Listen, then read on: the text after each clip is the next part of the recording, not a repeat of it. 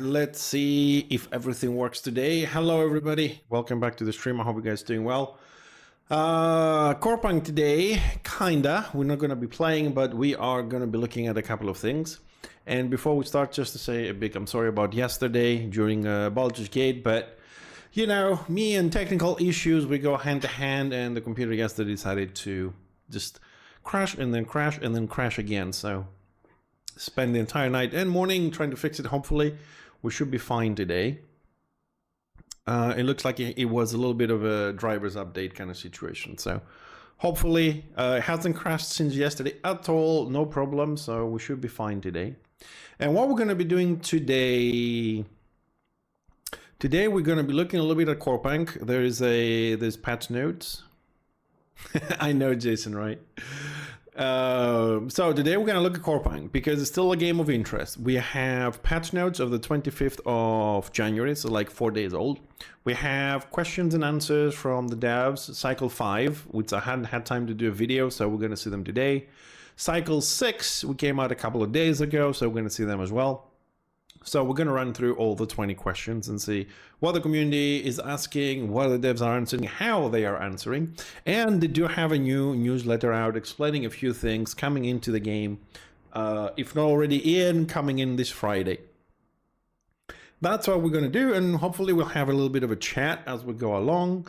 And that will inform some people that don't have time to sit down and read, you know, Discord and pages upon pages. It's better for them if they're just listening. Also, it will help me a little bit because I didn't have time to do my videos for YouTube, trying to keep everybody updated. So we'll cut this in some form, and we'll do that because time's kind of limited, especially now that I have to do some real life work and other stuff.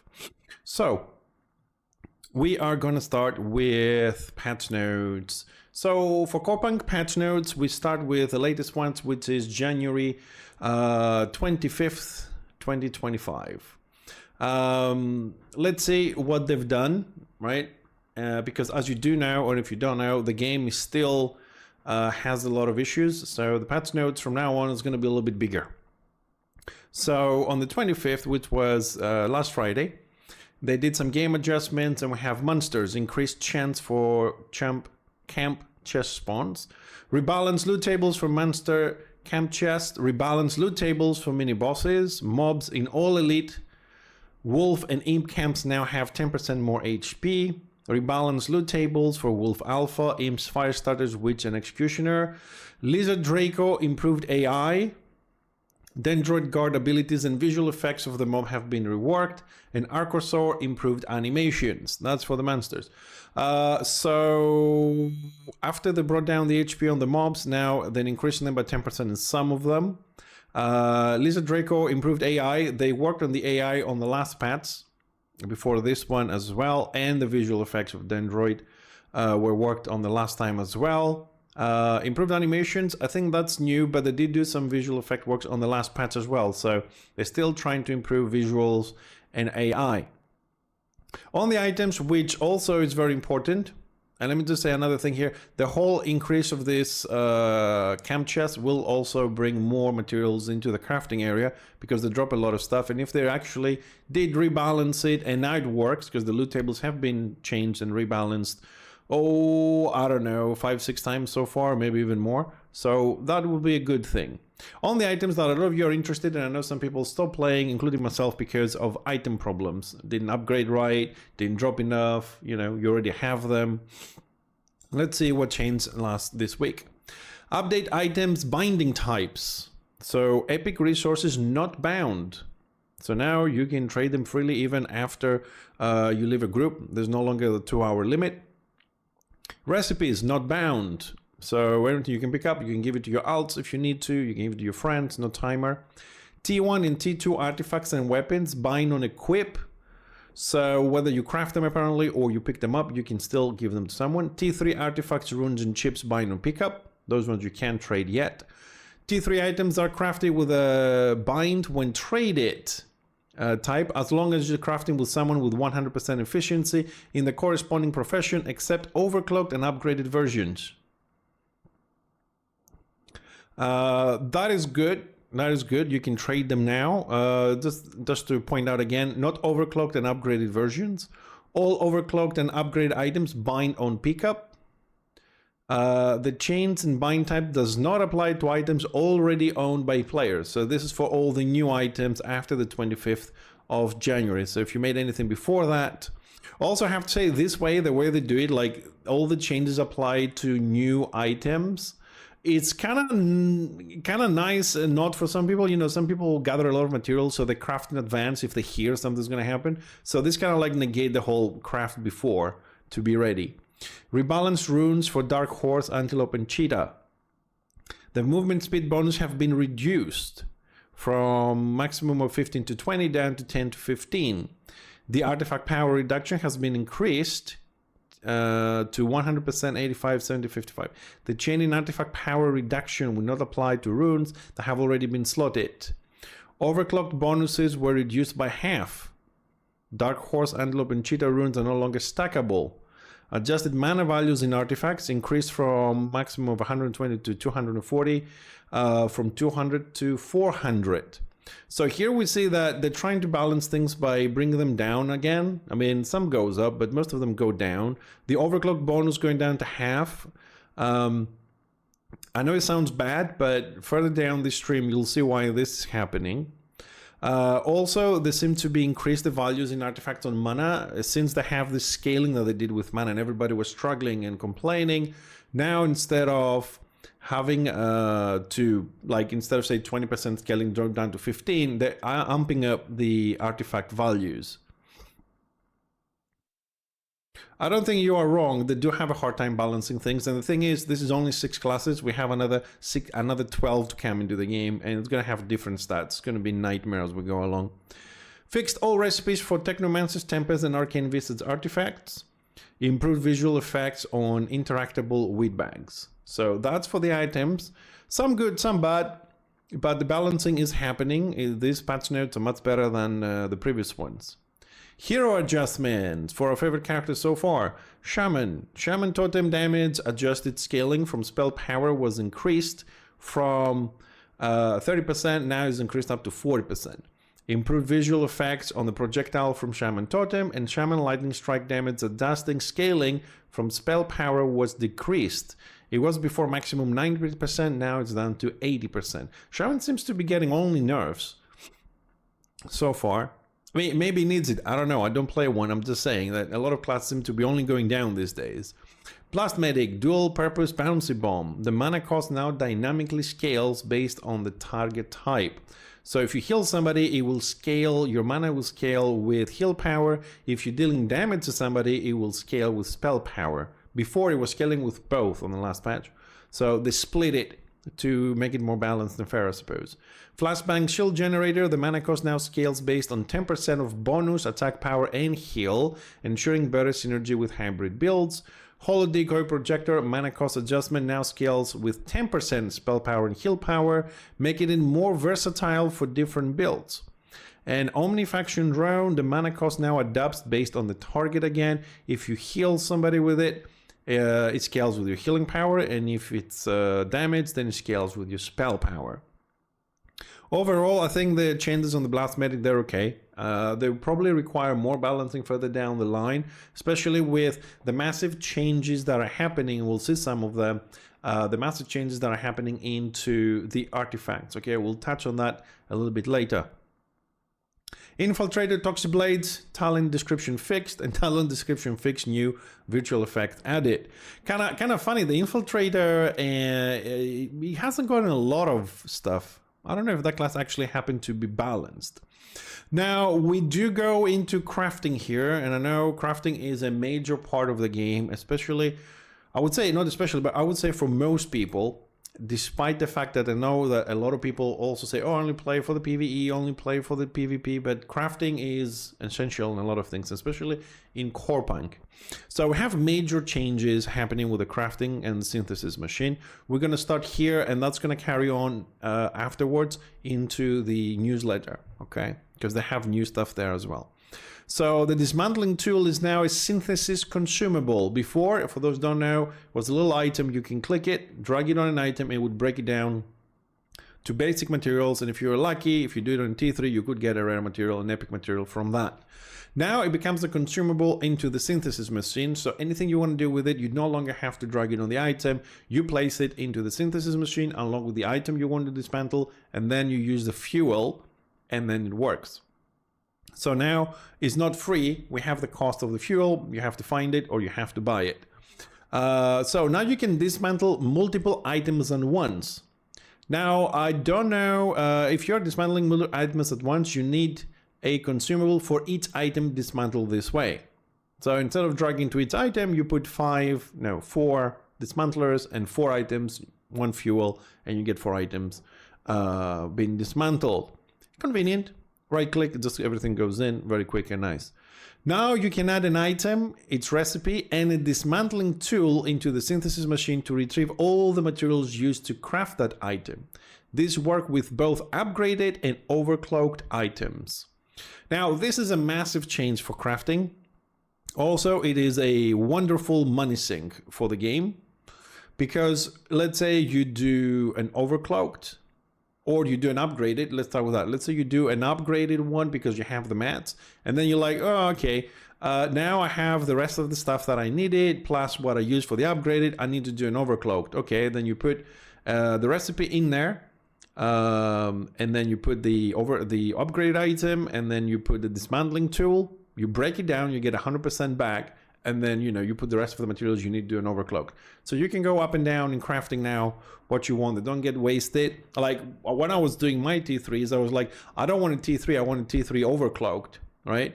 So if now I have this chance, buying a recipe, let's say for 1,000 gold, it may sound a lot, but people that play as many hours as we do, 10, 12 hours a day, weekends or whatever, 1,000 gold in Coreounk is not very difficult to come by if you actually do right. And especially now that the economy is going to start working out, and we also have the skulls to give you a lot of money, it wouldn't be a big problem. But this is a major change, that you can break down your items and get back 100%.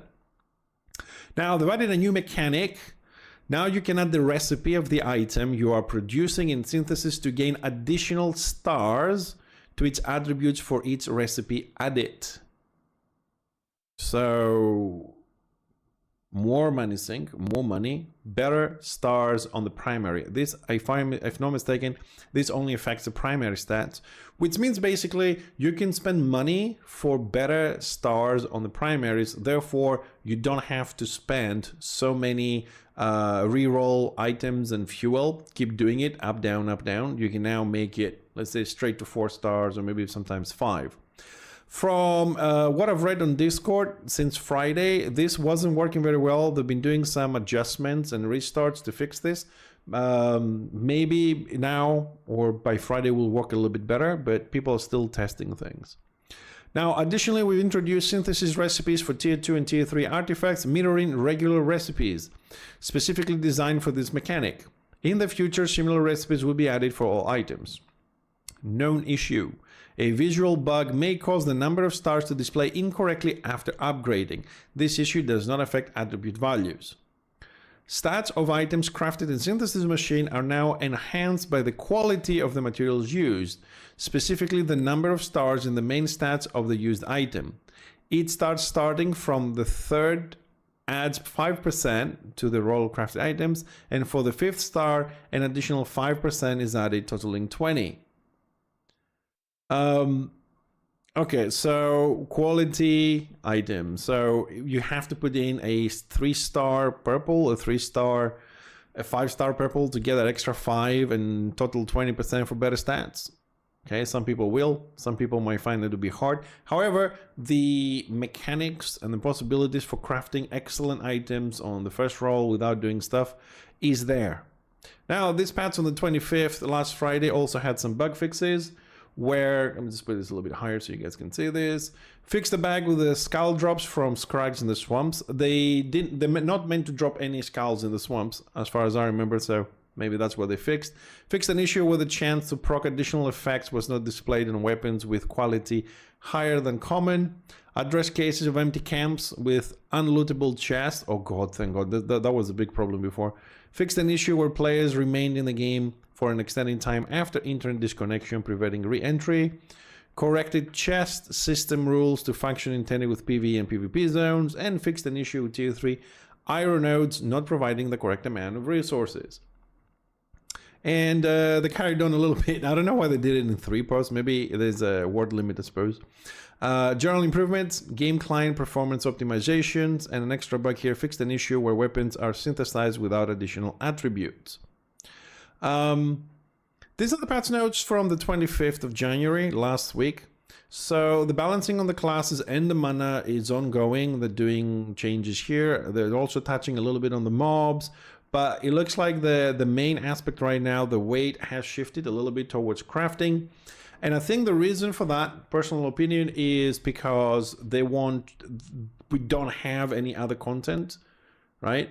At the moment, like, you know, dungeons, raids, and all this kind of thing. So they're shifting that there. I've also, if I'm not mistaken, reading from Discord that some people are reporting the PvP lag is coming back. That was meant to be fixed, but I haven't played for over a month now.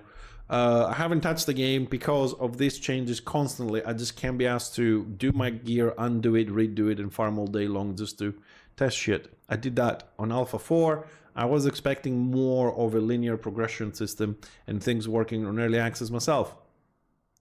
So I do like all the changes on the synthesis machine. It does give us a lot more options to play and craft with. Bug fixes, yep, that's fine. Blast Medic, the mana adjustment and the split on healer damage, really good. Shaman nerf here a little bit on the damage. Spell power was increased on the Shaman Totem, but then spell power was decreased on Lightning Strike. I think Lightning Strike is going to be troubling us for a very, very long time. It has been since Alpha 4. I don't know before that. But as you can see, pretty much every patch, and if we look on the previous patch as well, we also have here Shaman Lightning Strike. Focus Sultans has been changed. Right, so you can only apply 1 stack instead of 1 stack for every chain. So that was a nerf there as well. But I think the Shaman is gonna, especially the Elemental Shaman, is gonna be a thorn in our backs for a long time. Anyways, this was the patch notes for the 25th. It's good progress. It's good progress. Okay, but we do have a long way to go. However, they did say they're very confident that the game is going to be ready to launch on time, and that is Christmas 2025. Time is ticking, the clock is ticking. I think we might need a little bit bigger patch notes to make it in time, my personal opinion. So that's the patch notes. Definitely good progress. Okay, and I'd say the patch notes are looking a lot better and more precise and have more explanations in them than we had before. So now we're going to move on. I'm going to do this. Let's go and see, since we're talking on the synthesis machine here, which is the last thing we talked about, let's go and see a little bit what else comes in the game regarding this, and then we'll do the questions and answers from Discord. So 2 days ago, right, 23rd of January, so we're skipping 2 days from patch notes, they've released this newsletter on the website, which has very, very interesting things to say. So I'm going to read that for you, and we're going to talk about this a little bit. So, development progress and timeline. We've decided to take an additional month and a half to work on the upcoming content update. So, another delay. While we significantly increased the planned content for this update, causing a slight delay in the schedule, the development is progressing smoothly and at great pace. My comments, every line we can read here. Fine, you know, they're going to print more content out. They're delaying a month and a half where people already have 2 months with no new content to play with. I'm not certain if that helps anybody. But their choice. I would prefer if I have smaller increments of content, like good working content, just the island, just the synthesis machine, just a dungeon. Even if it's a solo dungeon, just one dungeon, then give us a group one. Give us something every month, but, you know, don't give us 5 things all together and then we have more problems. People are just looking for content to do, you know? So delaying another month and a half, I think we're going to lose more people. The more people we lose, the worse things get. Again, personal opinion. What's coming in the content update in a month and a half? So a month and a half, that is... this was released on the 23rd of January, so 23rd of February. So March. Wow. March. Well, I have other games to play anyway. So what's coming in the content update? PvE and PvP full loot extraction dungeon, the prison island, the one people have been talking about. Some been expecting it, some don't care, like me. They did, on this update, they did answer my question, which I had, which was, how are you gonna have a full loot PvP island and you're gonna give PvE options to people joining it? And my question was like, if this is a full loot PvP island and you say there are ways to avoid PvP, I was wondering, like, what if one team wants to PvP and the other one doesn't? Like, how are you gonna get the PvE guys in there to avoid these guys that are gonna be hunting them? It just didn't make sense in my mind. And here's the answer.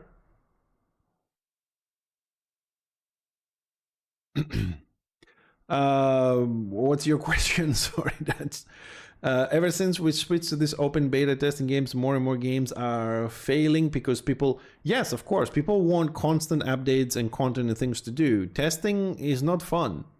Testing is not fun. I don't know why people think testing is fun. Like, when you test things, I mean, like, I leveled up my Legionnaire in Alpha 4 7 times because of wipes and problems and things not working and bugging out and locking characters. It's not fun. Testing is not fun. You do it once, you do it twice, you do it 3 times. Oh, hold on a second. I'll be doing this for a whole year. That's not gaming. That's torture. Of course not. This is why, alphas are happening for those that have the nerve and they want to learn and they're okay with this. The majority of people don't want to be doing repeating things. Level up the same class 20 times, craft the same items 150 times for no reason, and then say, okay, thanks for doing it, wipe, do it again. It's like punishment. It's only for a specific mentality of people that they know we're doing this to help the game to play. Most people want to play a game. This is why I'm against early access stuff, generally speaking. It should be alphas and betas that people have in their minds for many years that it's testing, it doesn't work, I'll get in there, but that's it for a couple of months and that's it, then the game ends. But when it comes out, it should be fucking working. Yeah, well, that's what people were saying on Discord, Jason. Like, they said, oh, you're changing the synthesis again. Give us the mats and we'll test it. Don't make me go mine for like 10 hours to test one item. Give me infinite stuff and I'll stay 10 hours here testing things. Tell you how they work. I'll do all the combinations. Just give me the shit. But it's not happening.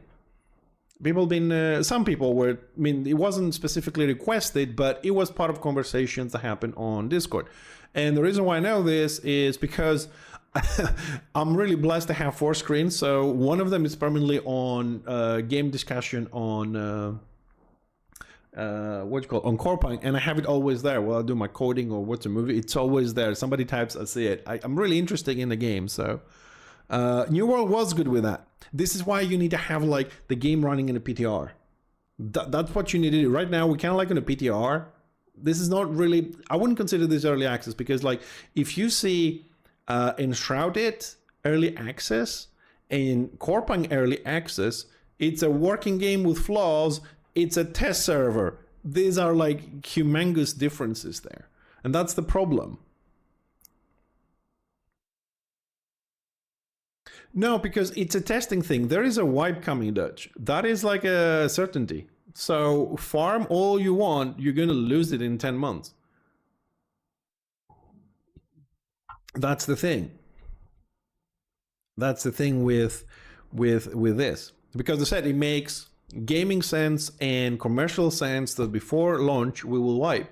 So anything you do right now is, hey, Schoolcha. No, I mean New World has good aspects. We have to be fair. I mean, it has an amazing world. It has great music. It has very good atmosphere. The farming, like the way you collect wood and cut trees and all these animations and atmosphere was amazing. And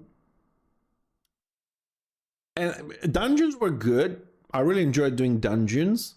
But then the problems start. No end content, non-open world PvP, unbalanced classes, full of bugs, boring endgame content, chest runs, But the whole kind of like industry part of it was very nice. Everything else went to shit. I have about 2,500 hours on New World, so I have thoroughly. I think my opinion is validated. Oh, hi Smite, good morning. Yeah, 2,500 hours on that one. I love farming. I love, doing all that stuff. But the good thing about New World was the fact that when you go to the PTR, they gave you a bag, all the gems, all the weapons, all the armors for all the classes, all the builds, everything. They said, here's everything, go and test. That was good. That was good. It didn't tell you, hey, go and farm and craft, test for us. You know what I mean? It's like, hold on a second. Yeah, yeah, no, the test servers in New World were good. Good. You could test everything. They had good amount of time that they're giving you access. But like I said, it had like 5 good things. The other 20 was really bad. And even the updates it did afterwards, they weren't really good. Anyways, but we're here to talk about Corepunk, so I'm going to switch from New World, since we mentioned it, back to Corepunk. So we're getting the next update content we're getting is PvE and PvP full loot extraction dungeon, the Prison Island. Now, it's a high risk, high reward dungeon where players can find valuable loot, but risk losing everything, including equipped items, if they die. Just to clarify that for some people, you die, you lose all your items, weapons, artifacts, your inventory, everything. You go back out naked the way your mama born you. Okay? You die, that's it. And that counts both for death by a player and death by a mob. Okay? You die, you go back on your birthday suit. Each run offers only 1 life, no response. You fuck up, you lag out, there's lag, there's problems in your computer, your mommy calling, I don't know, somebody at the door, you screwed. Players will face threats from both mobs and marauding players. Now, here's how they answered my question. PvE only mode for Prison Island. See? We're launching a second mode for Prison Island, PvE mode, a purely PvE dungeon experience with mobs and bosses. Both modes will feature full loot mechanics and wildlife rule. Loot and mechanic and gameplay rules will vary slightly between the modes. Now they're making it clear, because before it was meant to be a full loot PvP island with options to PvE it. Right now they're changing it so you can choose the mode. Personally, I do not like full loot PvP in games because I don't think it brings anything to the game. PvP has the tendency to make people toxic. Nobody likes to die and lose shit and this and that. So you dying, okay, you get a bit sore, your shit is there. Dying and have to go back and regrind everything, it gets a little bit more. It needs a certain amount, a certain mentality to play that. And the average player comes back from work, wants to play for a couple of hours, wants to, die or leave or whatever, he's drunk. He wants to have the PvP fun. He doesn't want to go back grinding all this shit, you know what I mean? So, yeah, it's a good thing to have the mode as well.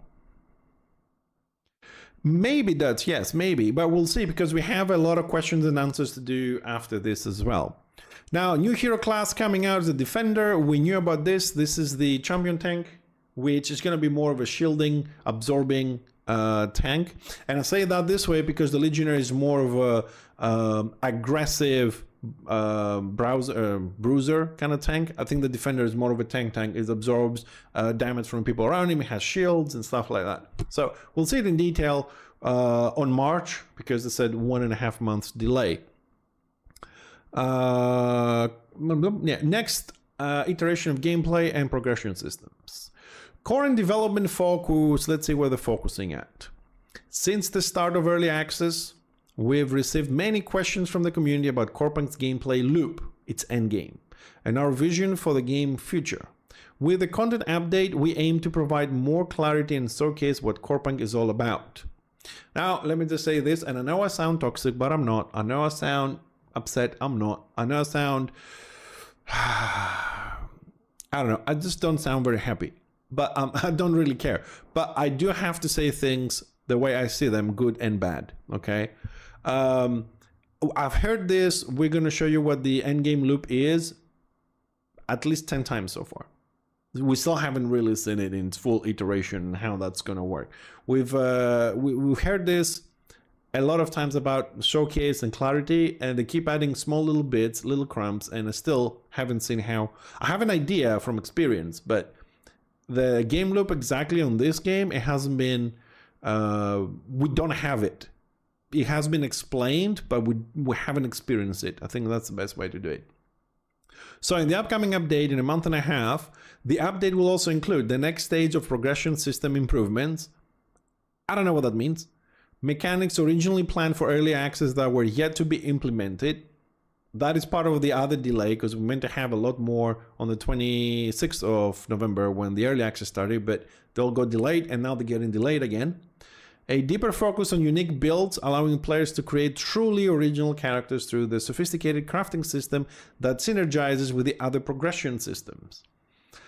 Yes, you will be able to do amazing builds, and we'll see further down this newsletter why, because they are bringing in more crafting options, which we're going to have to wait and see if the new crafting options we're going to see a bit further down are going to improve the game, or they are actually going to bring more problems. Our vision has always been to empower players with tools to explore the creativity, providing easy to learn, hard to master gameplay. We hope to bring this vision to life in the next content update. A couple of weeks before the update release, we'll start sharing more detailed information to help players prepare. This will include visualizations of core gameplay loops related to crafting, progression, and build creation. Okay, so stay tuned, I suppose. Plans leading up to the content update. In the coming weeks, we will continue preparatory work for the update, focusing on server and client optimizations, as well as polishing and fixing existing content. Each week, we aim to make significant improvements to the game, enhancing player experience while expanding content and refining systems. Our goal is for Corepunk to feel like a high-quality game, packed with fun interactions and player engagement, by the time the content update is released. So I suppose when they say by the time the content update is released, I'm assuming everything in the near future, not just the once in a month and a half, high quality game. Let's see. I hope so. I'm still hopeful about the game. I'm still hopeful. This is why I'm here doing this. This week's plan, trading update. Items will now be tradable. Tier 1 and Tier 2 items crafted or found in the world will be bind on equip and freely traded. Tier 3 crafted by players with 100% efficiency in crafting professions will be bind when traded.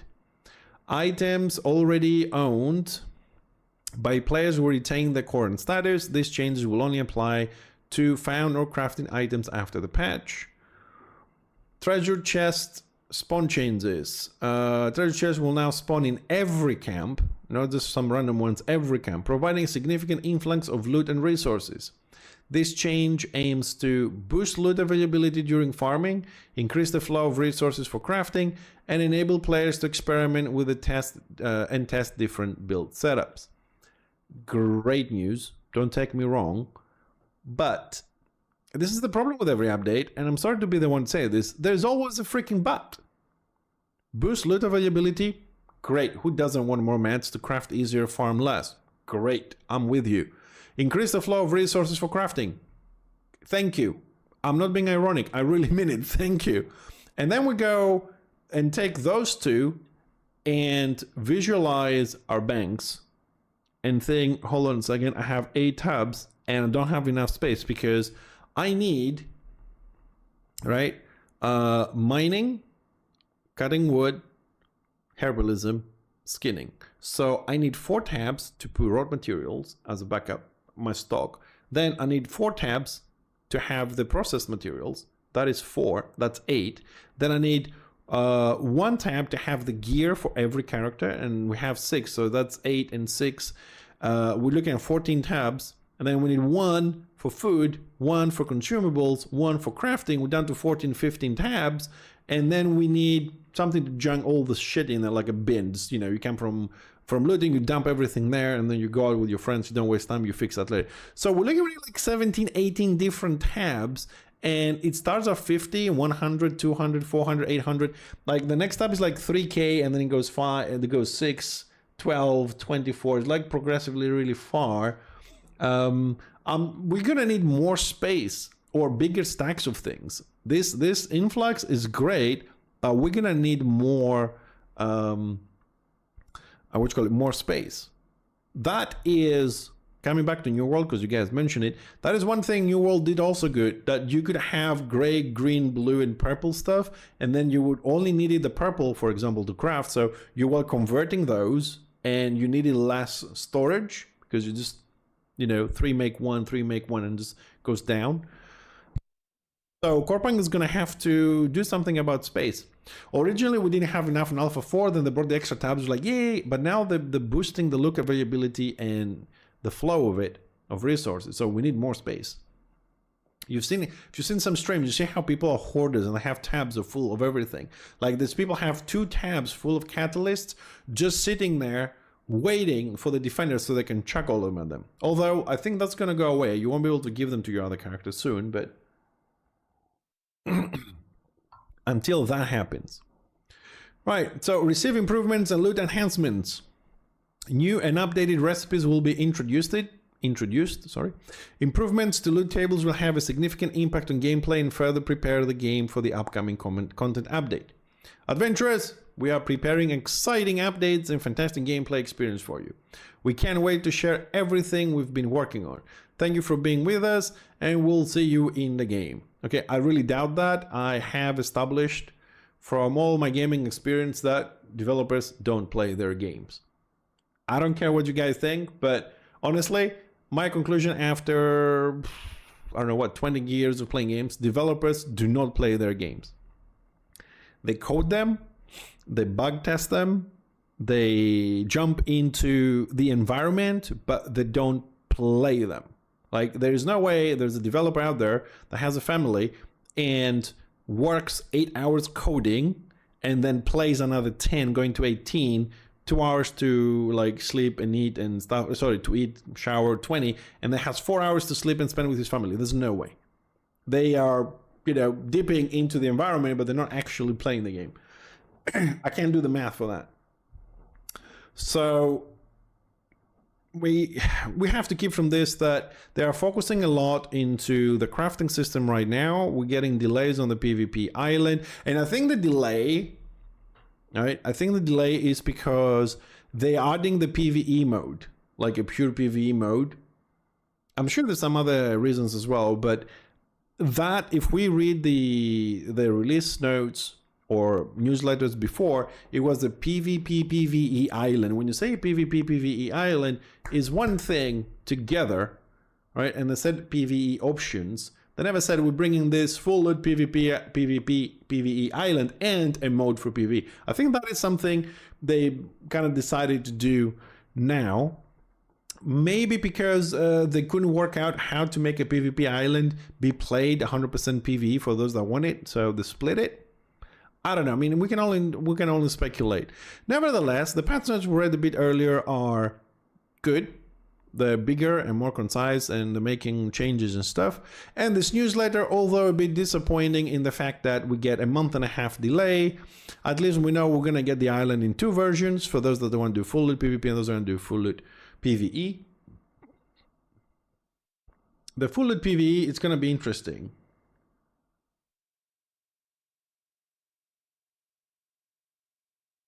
I wonder, even if you do die, if your friends can pick up your shit or not. That's what I'm thinking, like, okay, let's go. I go in, I die.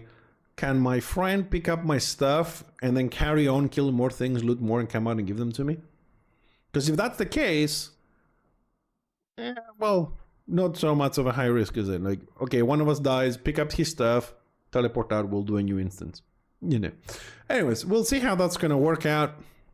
One thing I have to say, which is not a bad thing, but I still have to say it, is that it seems that I have great ideas. I'm happy to see a very, very creative dev team on this game, but it seems sometimes those ideas, they get them excited, they start working on them, and they don't play out exactly as they want it. So, it goes a little bit off. Oops. Hold on a second. Where was the other one I was reading? There was another thing. There we go. So, see, I was remembering that I was reading something else. So now we go to January 28th. I knew there was 2 things I wanted to read. Now this you guys are gonna find very interesting. So that was the 25. Since I started from the 21st when the patch notes were, we're moving forward to catch up on everything. So the previous letter was on the 25th. Now we go on the 28th. This is yesterday. And this is what I think you guys are going to find interesting, because this is part of the, we're going to keep you updated with more information on how things are going to work. So last week we introduced additional functionality for the synthesis machine and made changes to trading and item exchange. This positively impacted overall progression and opened up new paths for character building. However, this is just the beginning, and there's much more we plan to do. We've decided not to wait for the content update release to share some of the progression systems we've already prepared. Starting this week, we'll be able to test and play with these new features. Also, this is something I don't like. I don't like this inconsistency. You come out and say, well, you're going to have to wait a month and a half. Then 2 days later, you come out and say, well, here's some shit to do for you to do from what we were meant to release a month ago. Either make it standard, regular updates with small things, or this is very inconsistent. And this works both ways. They also say, oh, we're going to give you this on the 26th of November, and they come out and say, oh, well, we didn't make it, so we'll give it to you in a month. So this inconsistency is not very good. Progression content update for this week. This week we're introducing the next version of progression. That is probably this Friday, I think, if you're not already in this one. This week we're introducing the next version of progression for passive talents related to the constructor profession. Additionally, reworked, upgraded, and overclocked tier 3 artifacts will no longer provide bonus stats in secondary categories. Instead, they will offer bonuses to enhance passive talents. Now, this is why earlier on when we talk about the patch notes, I said that we're going to have unique builds, but we have to see how this actually is going to work. It's going to be a good thing or a bad thing, because we're going to have even more stats to play with, even more stats to work with, even more things to build. It does build up versatility and variety on the builds, but the question is how the more components you add, the more difficult it becomes to balance further down the line. So how it works. Each passive talent in the skill tree can be leveled up to level 5. Players unlock these talents using skill points gained through leveling up. Once a talent is unlocked, it becomes eligible for upgrades using upgrade and overclock tier 3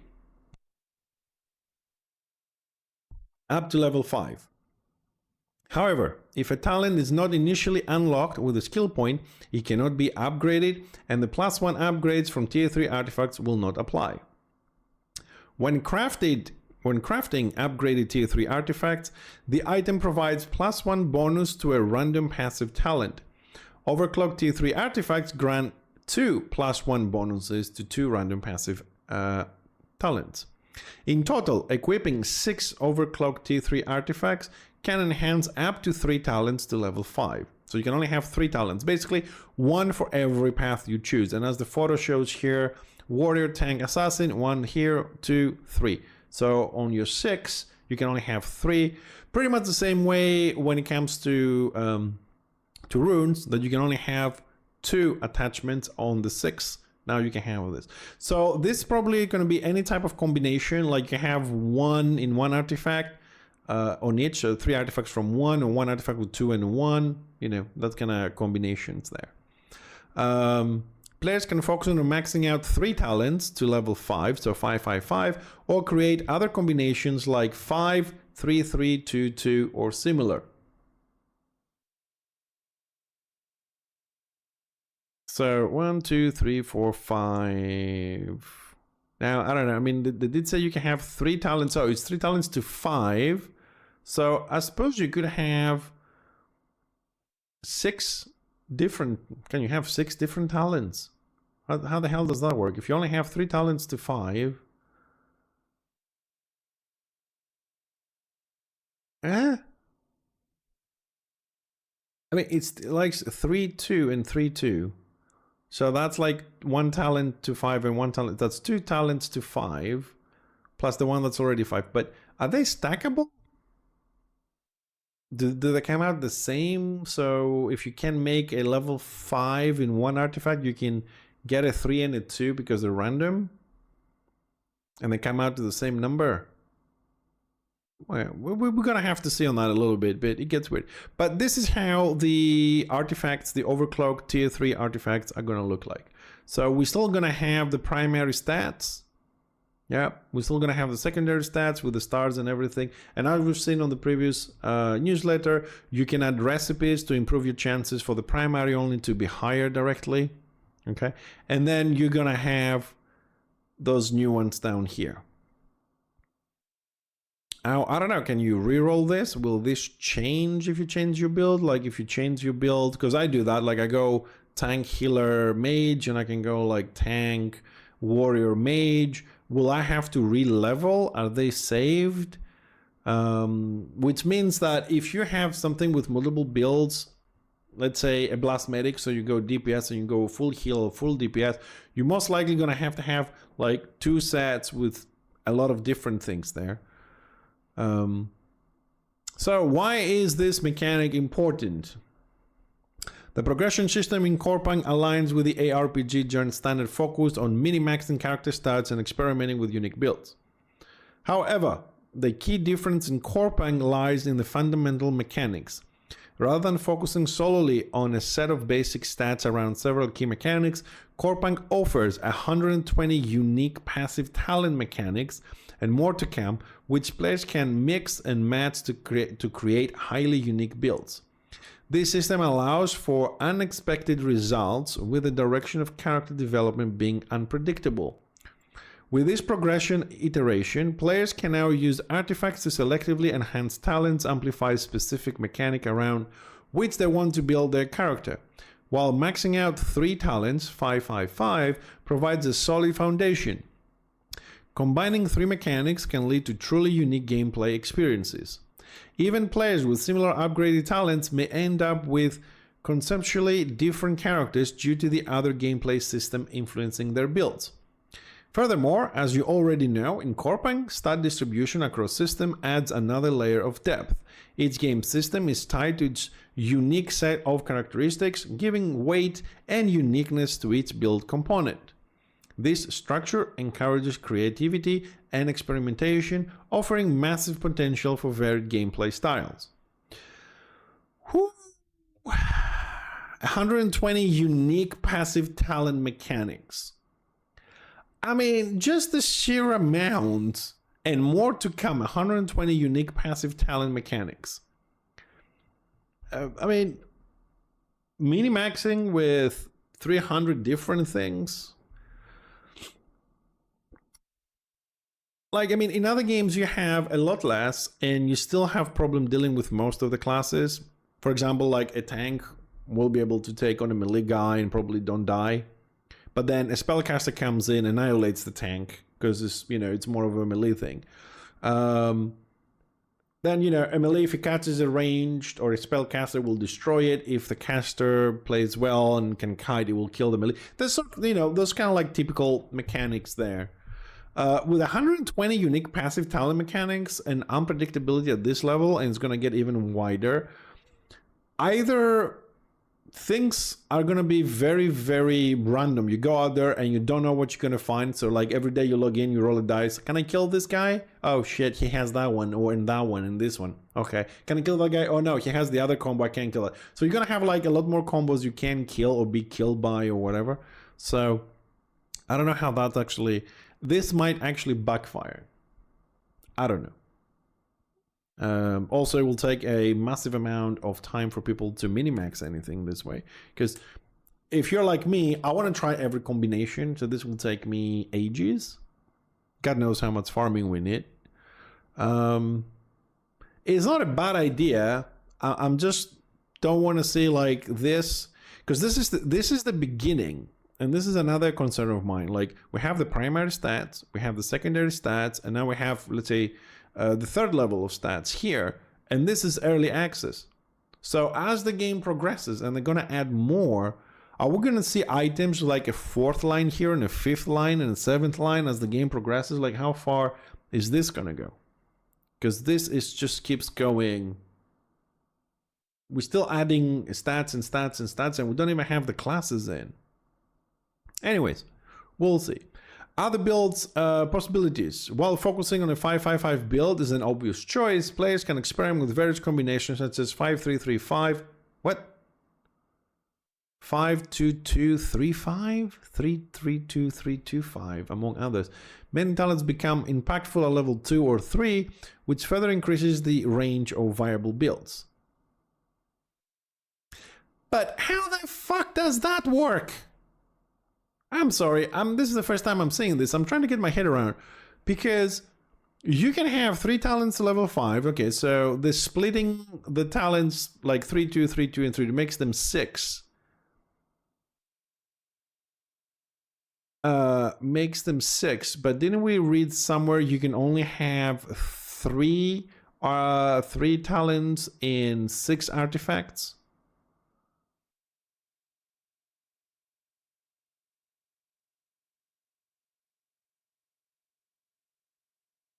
I'm trying to find where I read this.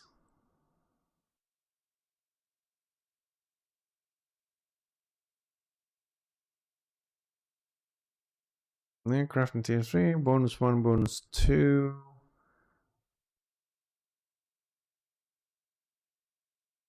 Right, so here in total, equipping 6 overclock tier 3 artifacts can enhance up to 3 talents to level 5.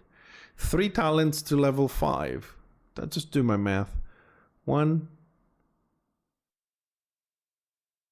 Yeah, okay, so 3 and 2 is 1. 3 and 2 is 2. Right? There's 1, 3 here, and 2. That's 1. That's 2. That's 3. And that's 4. Like, how does that work? Unless they did it. So here we have 1, 5. 1, 2. And that's 3 5s, and there's 1, 2 extra here. Unless this dashes I go what, like 5, 3 out of 5 and 3 out of 5. I don't know. I mean, it said 3 in total, and here we have more. I don't know. I'm gonna have to see how that works in game, because if in total you can have 3 to level 5 and you just split. Unless you can only have in 6. Oh, I see. If you have 6 overclock, you can have 3 level 5s. But if they're not level 5, then you can have more. I suppose that's what they're talking about. Right, okay. Because I thought like you combine those. So 1, 2, 3, 4, 5, 6. Okay, so that's 6 artifacts. And then you have a 3, 2, 3, 2, 5. But how can you have that combo? Oh god, this is already giving me once a talent is unlocked, it becomes eligible for upgrades using upgrade and overclock tier 3 up to okay, so you can choose which ones to level up. If you do level 5, then you're done. Otherwise you can go 2. Okay, I see. So you can choose how many levels, so you can get 6, 2, 4, 6, I suppose, or 4, 2, nothing, and then do, okay, now I see how that works. Okay, so if something is really worth it, you can take it to 5, or you can take it to 3 and put it in one artifact, and then the rest of the points to another one. Okay, so you can have up to 6 talents then. Okay, now I'm starting to get my head around this a little bit. What's next in progression systems? This is just one of the enhancement systems that open up new possibilities for builds. Several other systems are in the pipeline. It's designed to add a unique contribution to gameplay. The next progression system will focus on crafting runes, including an advanced version that will further expand character development possibilities and significantly impact overall gameplay and progression.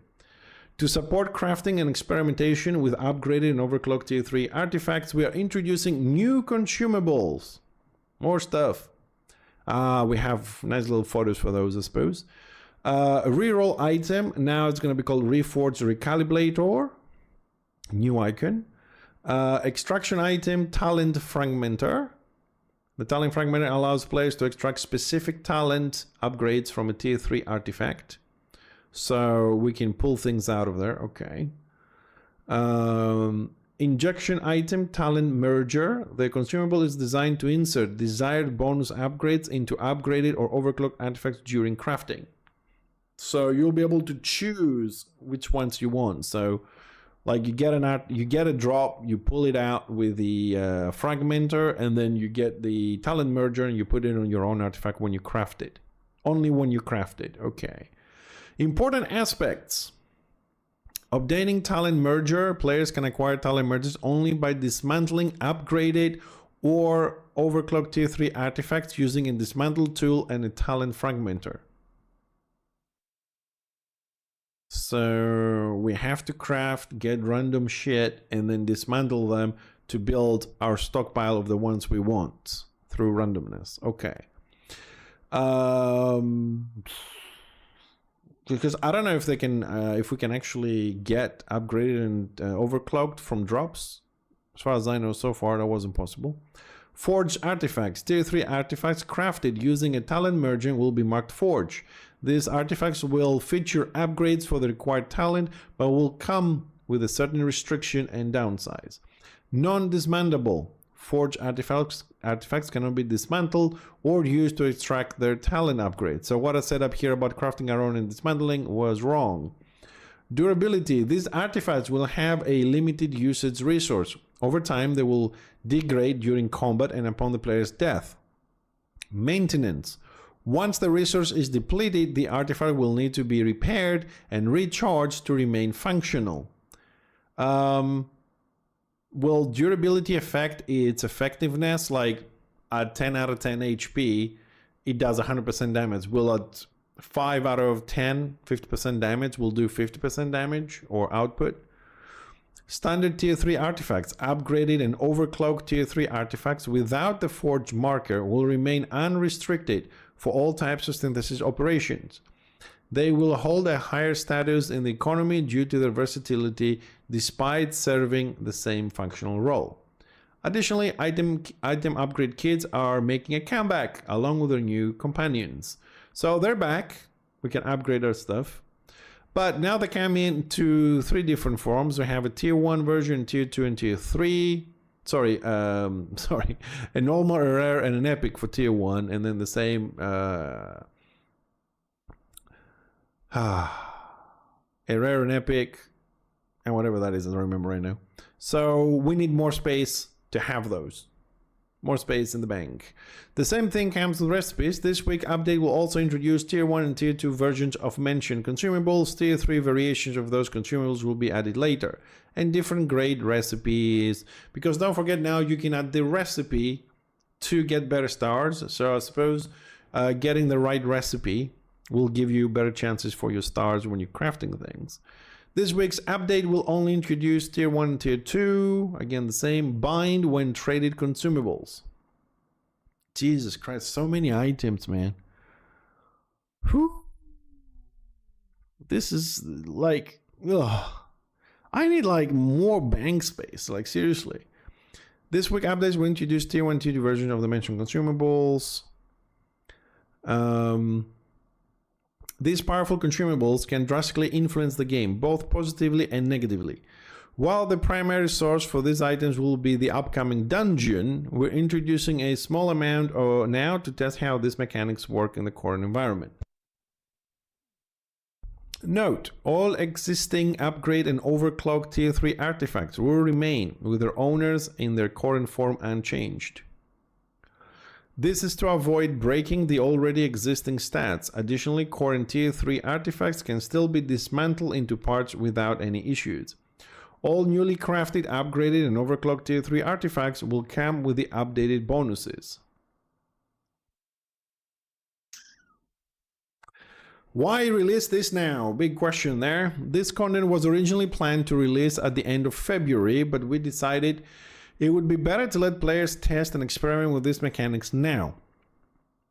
This also gives you time to prepare for the release of the Extraction Dungeon, along with revamped locations and open world gameplay. Remember, Corepunk is an MMORPG where progression and itemization are deeply tied to the MMORPG experience. This connection amplifies the motivation and experiment with builds and makes character development even more exciting. We will continue working on expanding talents and mechanics to make them more accessible, engaging, and fun. P.S. The fun part. Balancing all these systems will be a collaborative effort with you.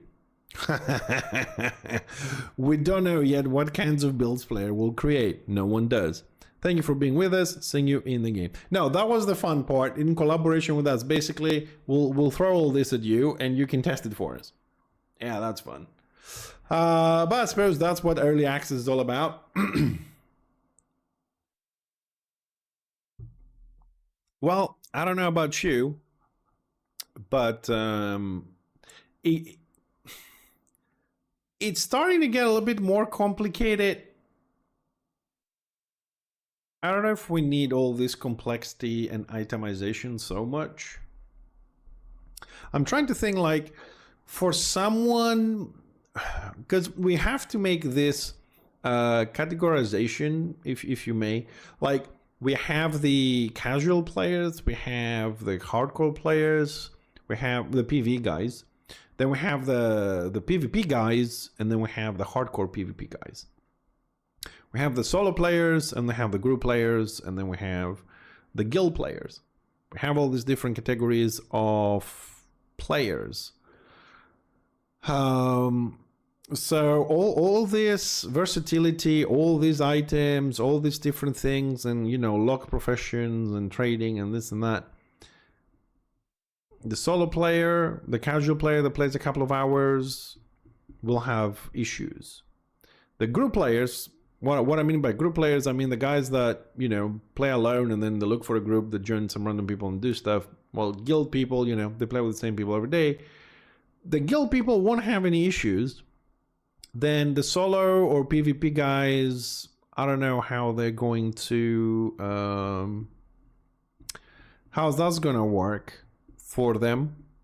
Because, like, the PvP guys, all they want to do is log in and do arenas and PvP, I don't know, battlegrounds or open world PvP.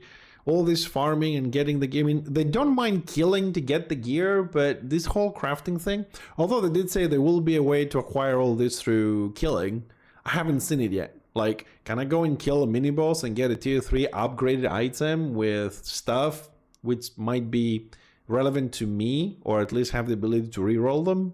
Because I have been watching some streams when I have a moment, and I watch like Sunday, Monday.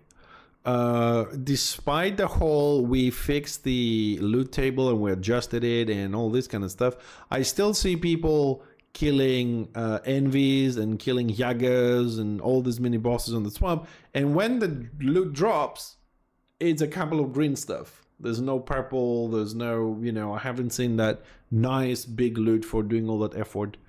There. This is one reason why I don't play, because none of the guys that I've met and joined a guild, none of them is actually playing anymore.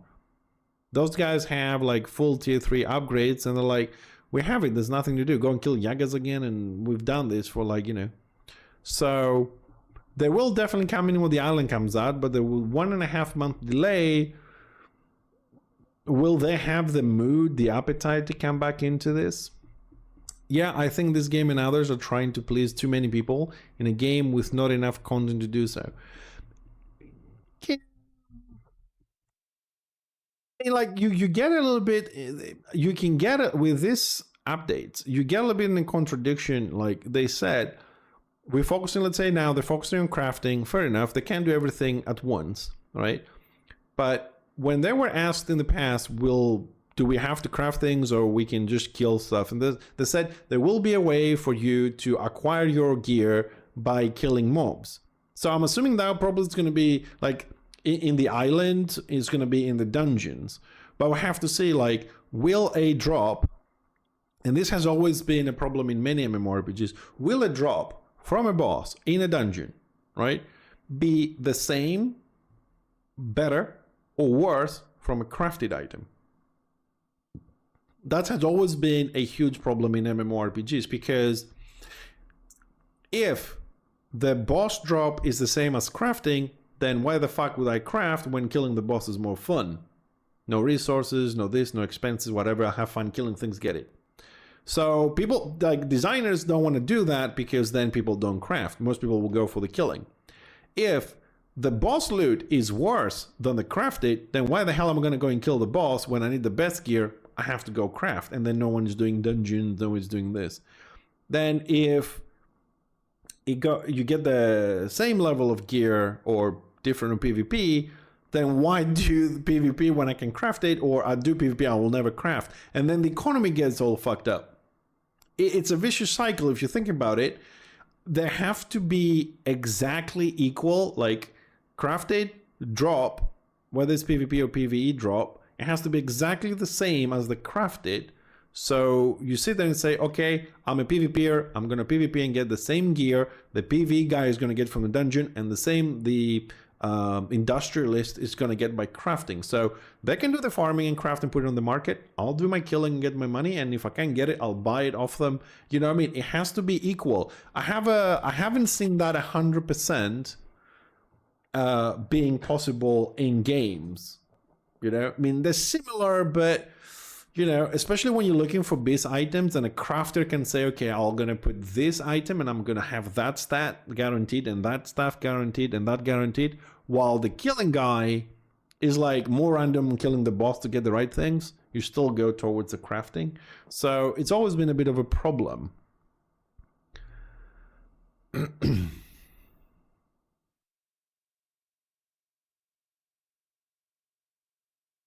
I don't know if going to the PvP island, you will need to go through the PvP to get to the PvE dungeons. I think they're going to be instance, so you should be able to queue and just be teleported.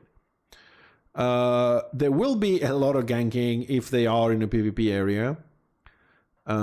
Most of them are in a yellow. I mean, some that look like entrances to dungeons that we've found and we've shown on the stream before, they're kind of like on yellow areas, which is still annoying. I mean, you still drop an item stuck, but you know.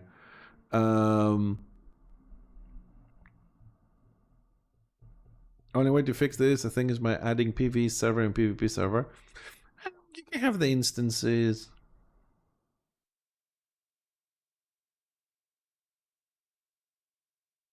Well, I mean, they do want people, yeah, if you have to run, like you say, because, you know, I don't have all the updates, to be honest, but if you do have to run through the PvP area to get to dungeons, it will be a huge problem.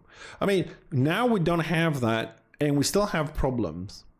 What I mean is, somebody is leaving River Rise just outside of the city, and that person is, I don't know, let's say level 18, just gonna go on his merry way following the road, just following the road. And just wants to go, I don't know, mine some nodes, right? It just takes one step out of the city, he gets stunned and killed. And it's like, dude, I'm 18, you're 20, I'm just trying to go get some fucking wood. You know what I mean?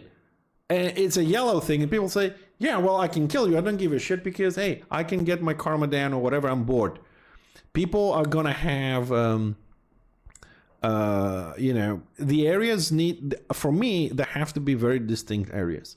You need to have your PvE areas you can farm in peace and quiet without people bugging you. And then you have the PvP areas that you can take the chance to go there. And for example, let's say you cut a tree and it drops one resource on PvE, then on PvP it will drop two. So you have the risk and reward kind of situation. Right now is the same shit with higher reward. Like, why would I go farm in a PvP area? Simply because maybe tier 3 is only on PvP, of course. So you limit it that way and you're forcing people there, but forcing people is not good. People will play for a bit and maybe then they won't. Anyways, this is something we're gonna have to wait and see how things are gonna turn out with this, but the updates are good. I just have a bit of a question mark, as I usually do. Introducing too many stats is going to be a huge problem balancing in the future. Yes, we will have versatility. Yes, we'll have a lot of things to minimax, and if you are into this kind of thing, you're going to have to farm the living shit out of the world to just try every combination with 120 unique passive talents and more to come to get a build to do what you want to do, if it's even possible. But I really am more worried about the impact on balancing this. Too many stats, bad to balance, and we already have problems with 6 classes. Imagine when I'm going to have 18 plus. We'll see. how things are going to turn out, but at least now we are getting newsletters every 2-3 days. We're getting better patch notes. It is an improvement. It is definitely an improvement. So for the next part of the stream, we're going to go and have a look on the questions and answers from Discord. I have missed to do my videos for cycle 5 and cycle 6. I haven't read them myself, so I will read them with you today. For those that have seen them, stick around. For those that haven't, you'll be updated, and hopefully I can kind of like cut this and make a little video, hopefully. So the new cycle for questions, since we're saying this before we move on, the new cycle of questions is open, cycle 7. It is open until today. So if you have any questions, out of curiosity, have they put question? Oh god, the questions never stop. Okay, it has a few less than the previous cycle. I suppose as we get answers, questions answered, then we will get less questions. Right, cycle 5. Let's make this bigger. Okay, let's get on the top. So we have cycle 5 and cycle 6. So last week and the week before that. Right. This will take a little bit of reading. So cycle 5 Q&A from Discord. First question. Many of your game systems currently feel contradictory, as I was saying. How do you guys feel about trading, alt accounts, and solo gameplay? Binding systems, trade restrictions, efficiency restrictions, and difficulty of content plus lack of balance makes it very difficult to know what the plan is to give accurate feedback. Many players feel like there are too many restrictions to have a good time with each other or themselves. It is not clear what the plan goal is for player interaction for these systems. How are we supposed to play? It gets changed regularly whenever we find ways to enjoy it. And the devs replied, some game systems are not yet fully functional because certain elements are either bugged or haven't received their full upgrades. Here's an example to illustrate the point. Treasure chests are supposed to provide additional loot to support early, mid, and late game progression.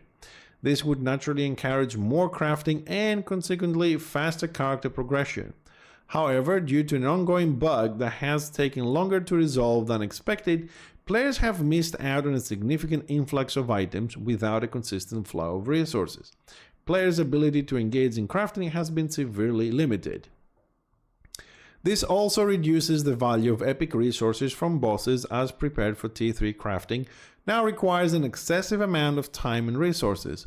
Consequently, swapping gear or trying new builds has become more challenging, which negatively affects the gameplay flow and build experimentation. Since we fixed the chest system, hopefully in the next few days we plan to enable chest spawns in every mob camp to reintroduce loot drops to address these issues.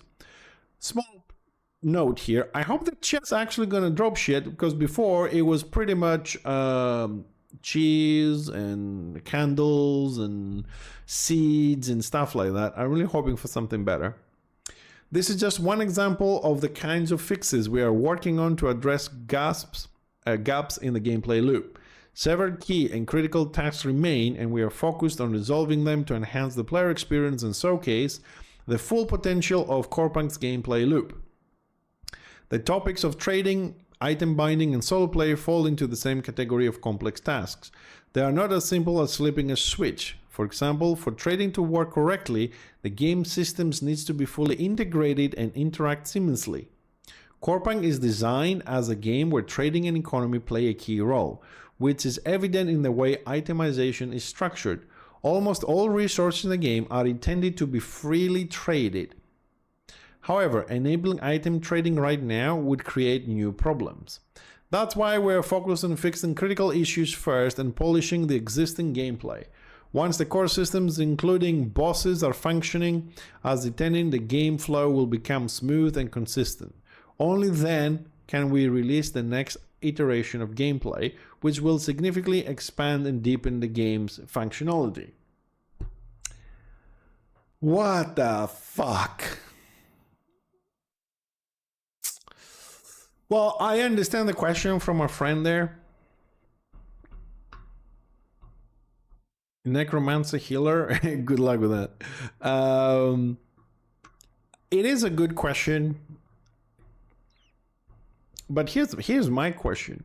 So until a lot of the systems are bug free, fully upgraded and integrated into the system, we can really see the loop of the game and play with it. So what do we do until then? I mean, like, they say they have to fix the chest, and they fix the chest as we've seen, and they put him back in. But have we fixed the mini bosses, and are they actually working? And when that happens, do we get better resources? But not everything is tradable, and there's still things missing. We still don't have the loop, and yet without those systems be fixed, we're still going to add more things into it. My question is this, though, before we move on to question number 2. My question is, why don't we have at least something finished? I mean, like, finish it, bring it out. It seems like we bring things out and then we change them 2, 3, 4, 5 times. I don't know. Question number 2, which is also a long one, which I think I need to open this somewhere bigger.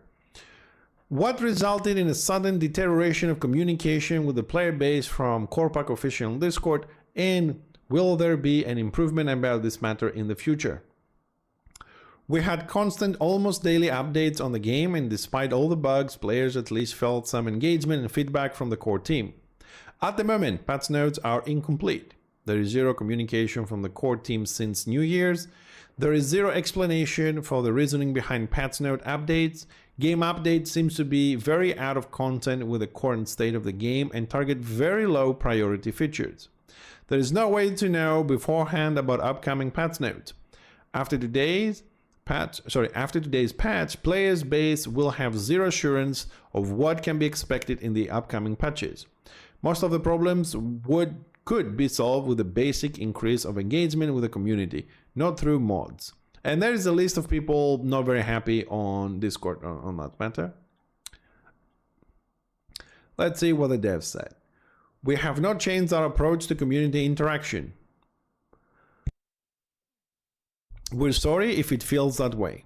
When early access launches, the flood of issues and questions required more frequent communication, which is natural in such situations.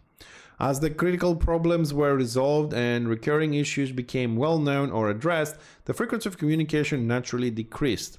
However, when explanations or updates are necessary, we always provide them. When we don't have new or meaningful information to share, we focus deeply on development to return with good news. Our communication channel remains open, and we are happy to answer questions from the community. Weekly Q&A sessions are one way we stay connected, and we hope that are helpful to you. Additionally, we find communication through moderators to be highly effective. Moderators help us address bugs, exploits, critical community concerns, and player feedback efficiently. Their role allows us to stay connected with the pulse of the community and respond promptly to pressing issues. We also launched a Discord channel where we occasionally share drafts and updates ongoing development tasks. While patch notes may not always be as detailed as players would like, we are improving in the area and aim to make them more comprehensive soon. Okay, I mean, the communication was never good. It went a little bit better, then it went back down to quiet. So on this one, I will just stay with the fact that if they don't have something meaningful to tell us, they just don't. I mean, we're always going to have questions. Question number 3. Can we do anything in the near term for the current endgame that is Vento Roulette? Running around town with alts and scouts in the bank in order to pick the item kit basket rerolls isn't fun or engaging. The concept of checking NPCs periodically for new items has intended as a small, fun addition to the overall gameplay experience. It was never designed to be a core mechanic. However, this has become more prominent due to loot imbalances, which we are working to fix in the near future. Additionally, certain exploits related to these NPC shops have motivated players to spend more time there. While we cannot prevent players from frequently visiting NPC shops, we can enhance other aspects of the game to provide more rewarding alternatives. Fair question. However, I mean, this thing was only happened because they removed the drop of the kids from the bosses, so people had no other way of finding it. But at the same time, I think it provided me with a lot of data on how, jumping layers, NPCs, frequencies, amounts, all this kind of thing. So probably going to fix this in the near future. Question number 4. Considering you nerfed boss drops and quest rewards, further stifling any sort of progression, is this game meant to be a gathering simulator? As mentioned in the earlier response, the primary path for solo players to progress in terms of gear currently relies on gathering resources and crafting. However, since some systems remain incomplete, resource allocation often depends on gathering professions. Ideally, solo players should have other ways to farm items, such as defeating mob camps, which could provide a steady stream of crafting materials or items for trade. This would significantly expedite crafting progression and allow players to assemble their gear faster. However, the current limitation on trading, largely due to a non-functional chat system, hinders this process. Without an effective trading system, it is challenging to implement features that would expand item exchange opportunities. To summarize, Corepunk is not a resource gathering simulator, but it does offer significant gameplay in that area. The game will soon receive new content and deeper gameplay systems. We hope to solve the bugs mentioned above in the coming days. Okay, so the thing I was saying a bit earlier, that you can kill a boss and get a drop, you can compare that drop to the crafting. It seems like that's not how this is going to work, because they say here, for the solo player, we'll have a way to farm items such as defeating mob camps, which provide steady stream of crafting materials or items to trade. So it looks like whatever you kill, if you don't like crafting, you're just going to get the mats. So basically you're going to skip the farming. Like go and cut the tree, you're going to open a chest or kill a mob, is going to drop that for you or from the box. That's what I understand. But yeah, I mean, at the moment you do need a lot of mats. There's no other way because of the lack of systems. But this is something they've been working on. Question number 5 from Cycle 5. Will there be an option to create epic materials in synthesis for lower tiers? We've considered introducing such recipes to the synthesis machine, and the idea continues to resurface. Many of these recipes are nearly ready for implementation. However, we are unsure how they will affect the endgame economy. We plan to revisit this idea after the auction house release is scheduled for the second quarter of this year. Once the auction house is live, we'll have clearer understanding of whether these recipes will benefit the game or harm its economy. Well, a second quarter. I think they're very optimistic for that. Question number 6. Will there be an additional option to combine catalysts in the synthesis? We're also working on recipes involving catalysts, which will be a part of the upcoming content update. Alongside catalyst combinations, there will be other exciting options introduced. Well, it is a fact, a lot of people after finishing the characters that keep getting the catalysts and they just get overflown, they have too many. So making them part of or some sort of a consumable wouldn't be too bad. Question number 7. Are you planning to create an alternative layout of the health and skill bar so that the bottom of the screen is more visible? Yeah, that's a bit of a problem. You have more visibility on the top than the bottom. Initially, we assumed that the free camera feature would negate issues with the lower part of the screen being obstructed. However, now we see that convenient solutions in this area are necessary. The first improvement we'll implement is an option to adjust the interface scale via settings. Other UI variations will be introduced later. They have already done this. Question number 8. Are you going to put the boss back in as before? Much harder and with better loot? It would be nice to have both for casual and hardcore players.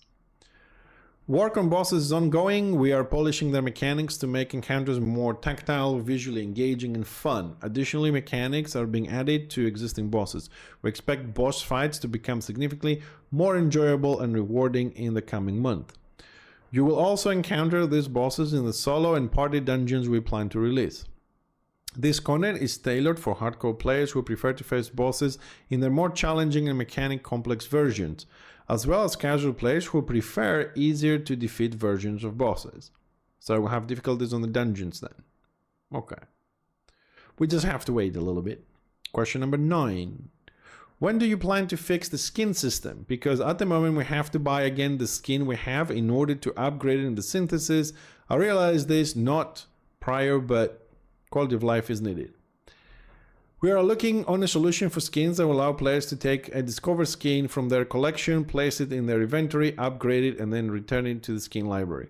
Okay, this is a cosmetic thing. A lot of people, what happens is, if you want to have a full set of a skin, you have to buy it or find it, and then you have to keep it in your inventory, then upgrade it to whatever level you want, and when it's fully upgraded, then you put it into your library. If you put it in your library, it stays normal. You can't pull it out, and that's the problem. So they're going to work on that. I don't think you have to pull it out of your library. You can just have an upgrade item and just, you know, utilize it, and then you can upgrade it directly into your library. Question number 10. Can we get an ETA on T3 weapons and chips release? Tier 3 weapons and chips will be released with the upcoming content update alongside the next iteration of gameplay systems, which include updates to professions and progression mechanics. So it's on this one, coming this week or next week. Also on cycle 5, which ended on the 12th of January, they answer some bonus questions from the previous cycle. They keep doing that, so we get more questions answered. Will the stack size of things such as consumables and gatherables ever be increased? Even with almost all the bank tabs unlocked, storage space is a huge issue, as I was saying earlier. While we plan to improve the inventory system, this will come later. First, we want to observe how players interact with fully functional systems, including resources and item turnover, before identifying key bottlenecks and determining the best solutions. Oh god, this is going to take a while, and with the new influx from the chest camps, the chests from the camps, we're gonna need more space than they. I hope they're gonna put this a little bit in front of the line for fixing. Bonus question number 2. In terms of raids, what design will you follow? Open world raid bosses, instance raids, open zones that have the layout of a raid? Although full raid content is planned for the game's final release, world raid bosses in open locations are already in development. Raids will take place in closed instant locations. The first raids will be set in the Valley of Sins and tied to the lore of the Lightbearers and their bloody battle to hold the Bastion. Okay. Bonus questions continue from cycle 4. How will you prevent exit camping in the PvP island? Oh, that is what you're talking about, Dutch. Here's the question. How you prevent exit camping in the PvP island. The extraction dungeon prison island features multiple exits, each with different conditions. Not all exits can be easily controlled, especially without precise knowledge of enemy locations. Additionally, what appears to be prey may turn into a hidden predator. Yeah, alright. Bonus question from cycle 4, number 2. Please explain the extraction zone in more detail. Your previous response is very vague. How do you avoid PvP exactly? You can't even avoid in most of the zones right now, and you keep making it easier for griefers with higher level equipment to gang people by nerfing the karma system over and over again. It seems to be play how you want, but only if you like PvP right now and in the foreseeable future. All right, this has been answered on the newsletter on the 28th of January, but we're doing questions a little bit further back here. The dev said, when entering the island, players or parties will spawn randomly at designated points. From there, they can plan a route to key areas with valuable loot and farming opportunities. Tactical knowledge of safe and dangerous paths, as well as efficient use of the environment and available tools, will provide a significant advantage. The exits are always open, allowing players to leave with their loot at any time, provided they reach the exit. While some restrictions prevent overly quick exits, the option is always available. Players who wish to avoid PvP can build their characters for such a playstyle using appropriate gear and tools like wards for constant vision, tactical movement, proper use of layout, and strategic positioning can help players outplay PvP-focused opponents. Even in encounters with other players, escape is often possible if tools and abilities are used wisely.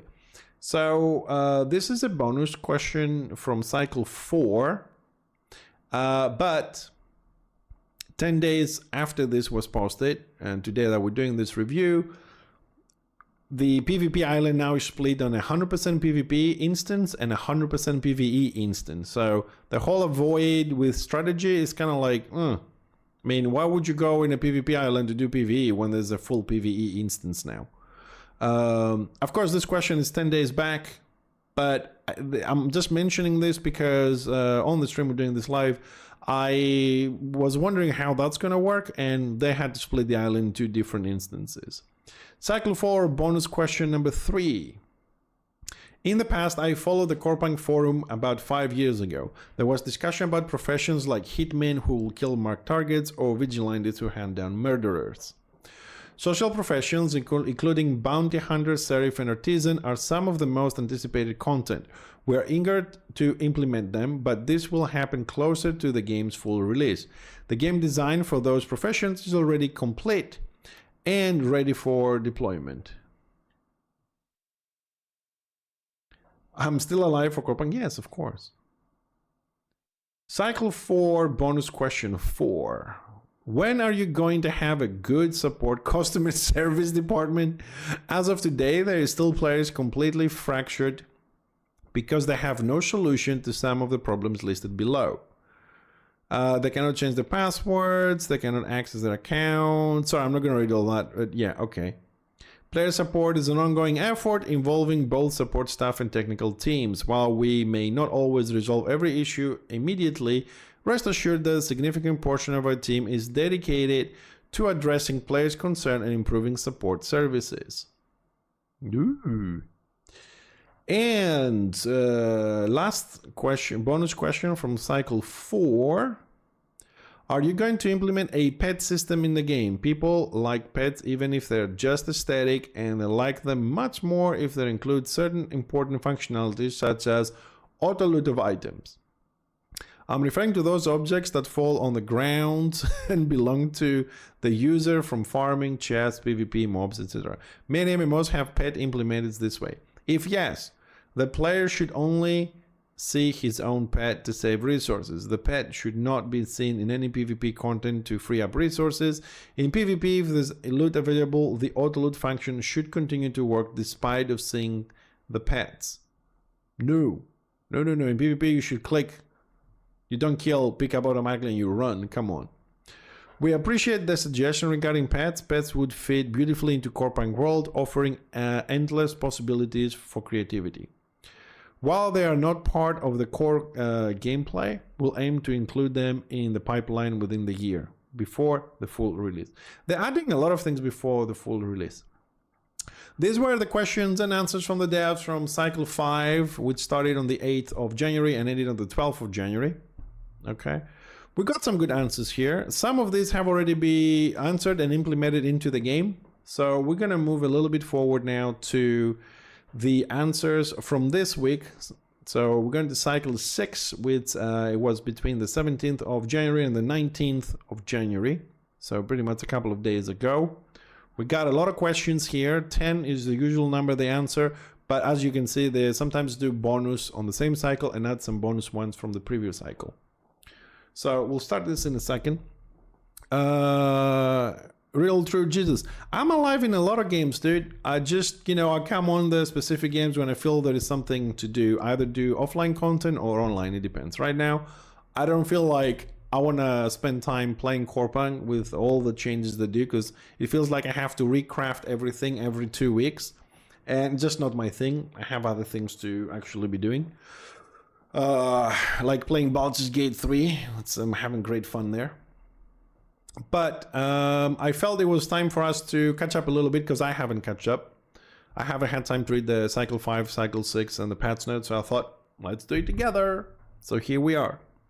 Right, moving on. Cycle 6 Q&A from Discord. Let's see what happened this week. Question number 1. Given the core and technical issues you are facing and the difficulties to solve them, are you still confident about releasing the game at the end of the year? Yes, of course we are confident that the game will be released by the end of the year. Personally, I doubt that. That said, artificial core has never been known to accurate predictions regarding release dates. However, at this time, there are no circumstances that would prevent us from achieving this goal. I will leave a question mark, okay? I will leave a question mark on that one because I don't know. Like they said, they're not known accurate predictions. Why do we have this confidence? The reality is that not much work remains in terms of content for the full release. Many elements are already in the semi-finished state, ready for final production stages. And yet, they released a newsletter 1 week after this, saying we are delaying the content release for a month and a half. The most challenging phase is happening right now. We are addressing core systems and infrastructure. Unforeseen issues consume a significant amount of resources, which impact our full release schedule. Since early access began, our primary focus has been on technical and gameplay issues. Some systems don't work as intended, while others completely broke. We had to fix many critical problems in the shortest possible time, which we believe we managed successfully, even though some tasks remain unfinished. Even skeptics cannot deny the fact that Corepunk is significantly involved from its early alpha test to the launch of early access and beyond, both technical and gameplay wise. We are making steady progress, gaining momentum in production, and gathering vast amounts of technical and gameplay data from live servers. We are becoming more experienced and objective. Look at the progress we've made in the past few months and projecting over the next 10 months.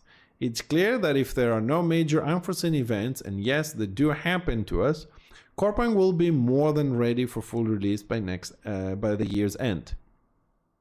Well, just a reminder, Christmas 2025. Let's hope so. Cycle 6, question 2. My question about aggro buildup. How is this calculated when hitting an opponent, especially in constellation in a group? Is only the total damage of the opponent / mob / boss counted here, and the one who does the most damage has the aggro, or is it more complex and the number of hits, for example, is also added? And how is the additional aggro added to the tank tree, for example? And how does healing play into this calculation? Good question. Everybody wants to know that answer. The aggro system has several bugs that we haven't yet addressed. Some have already been fixed, but others still need work. These issues make it unclear to players how aggro works in a certain situation. Once we fix the logic completely, players will notice these changes. To answer your question, the aggro system uses a complex formula that accounts for all types of players' actions: healing, damage, buffs, modifiers, multipliers, and so on, depending on the player's setup. Each action has a specific weight relative to aggro points, which determines a player's position in the monster's aggro list. Additionally, the taunt mechanic still has a bug. Taunt should place the player on the top of the aggro list and equalize their aggro points with the current top player. We plan to address these mechanics in the near future. Okay. Buffs also count. Okay, that's new. Question number 3. My question is about armor penetration. How is this calculation of hitting an opponent from armor perspective? Is the fixed armor penetration plus percentage armor penetration added together and then subtracted from the opponent? Or is this calculation done one after the other? The fixed armor penetration is subtracted first, then the percentage armor penetration is then added. First, and fixed armor penetration is deducted during the calculation, then percentage armor penetration, and then it's added to the deduction from the opponent. Okay, I'm lost. But just to simplify this, basically the question is whether the percentage armor penetration and the fixed armor, they added, or one goes first and the other goes second, or whatever. It's kind of crazy, that one. Percentage armor penetration applies first, reducing the enemy's armor by a percentage based on the player's stats.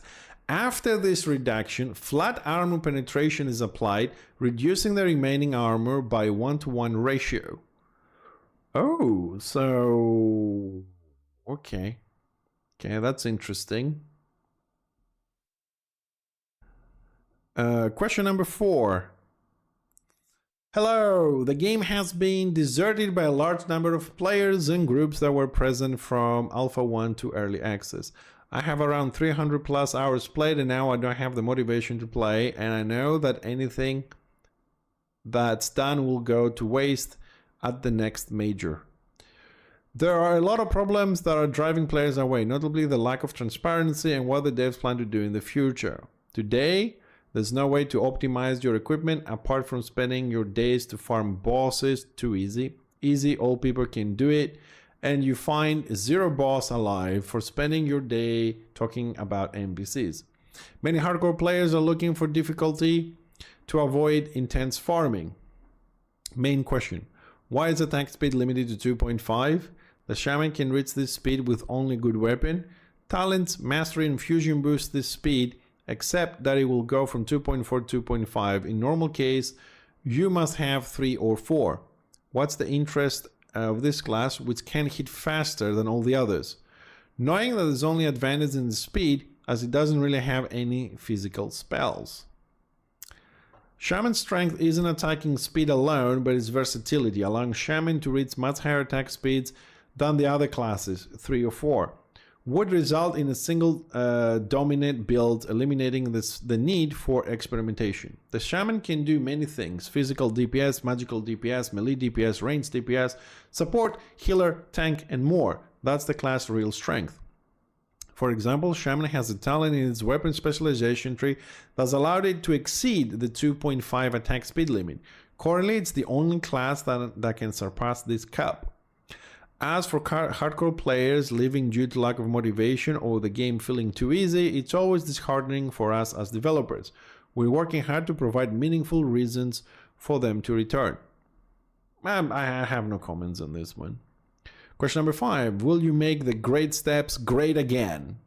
The steps, like other zones, are undergoing improvements. For example, we are polishing mobs and bosses in the area, as well as balancing loot drops.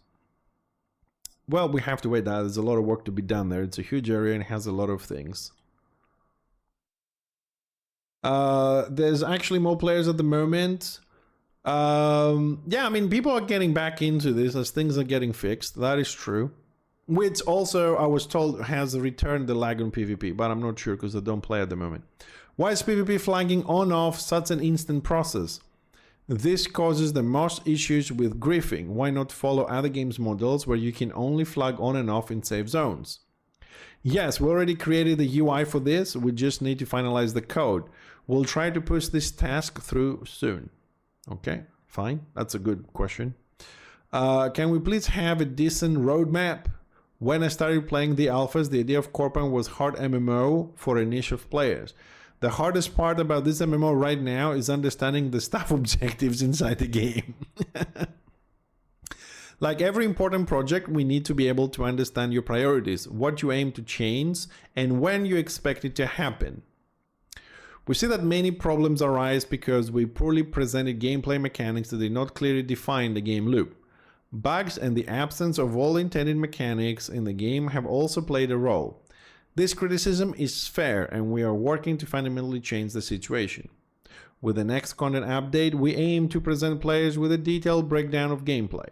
The first stage of this breakdown will explain the gameplay of all progression systems and how they are interconnected. This will help both new and experienced players better understand the systems. Once everyone understands what the game is about and how to play it, we will begin hosting in-game events for competitions in various areas. Well, a roadmap would be good, but they said they don't have a good track record on keeping deadlines, so I'd rather not have a roadmap. Or I would like to have a list of things to come without dates on it, because that will cause problems. Question number 8. How many of the developers spend part of their free time playing the game? I can't answer this question precisely. We don't collect such company-wide data. Most developers, but not everyone. Now that is a politically answer. That is a political answer right there. Question number 9. Do you plan to link all the items to accounts and not characters? You remove the possibility to change the binding of the item by using the synthesis machine with an upgrade kit. I actually think it was good. I don't really want to farm all over again on alts just to enjoy PvP with other class specs. There is no immediate plans to change this. The ability to create transferable items via the synthesis machine was a bug. Most items in the game are now bind on equip, which helps address the issues with alternative characters. Feature mechanics will further expand item functionality and transferability. Sorry. Just to say that these were answers for the 19th of January. On the 28th, a week later, more or less, they have introduced new items in the game where you can make items, bind and equip, bind and trading, crafting. So look at the website and see some more information on this. Cycle 6, question number 10. Can we expect a wipe anytime soon? The game is very different from the day the EA started. Even items were deleted from players who just played the game and not punished for it. So, when are we going to be able to have a first start for everyone again?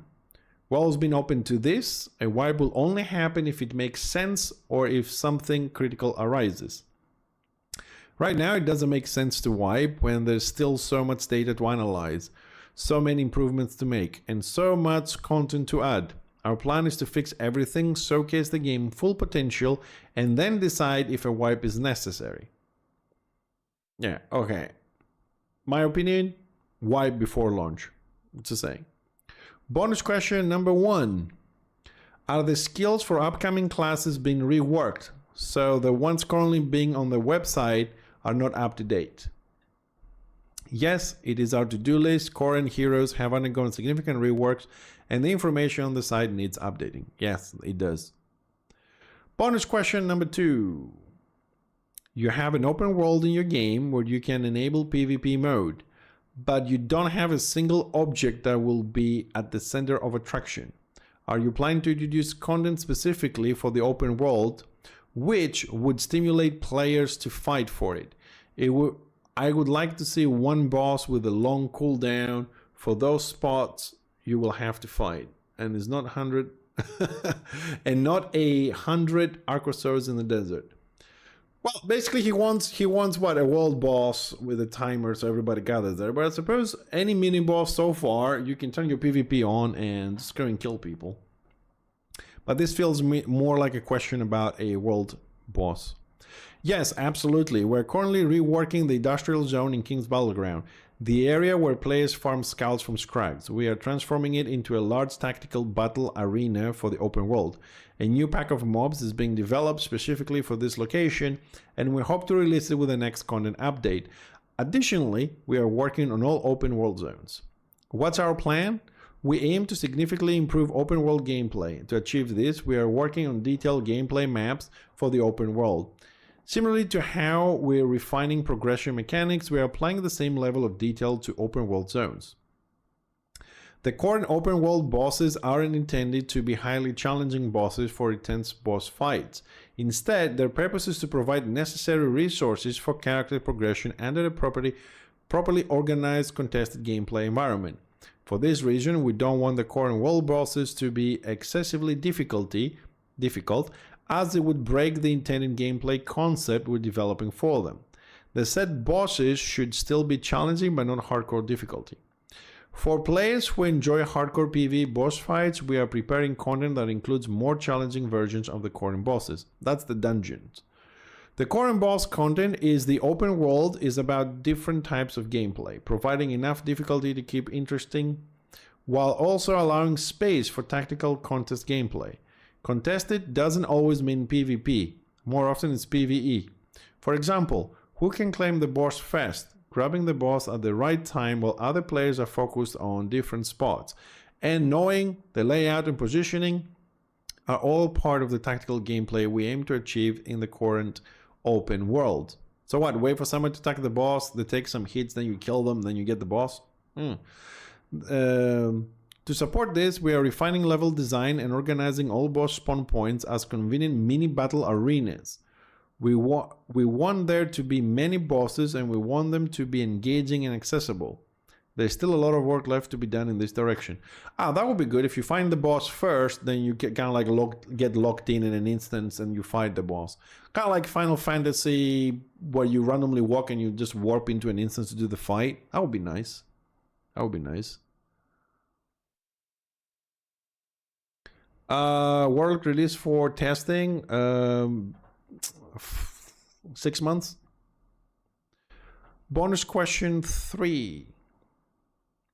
Right now, if you don't have an ultra-wide monitor, you can't see your character's whole field of view. Ranged classes can't even see the target they are shooting if it's in the south of them.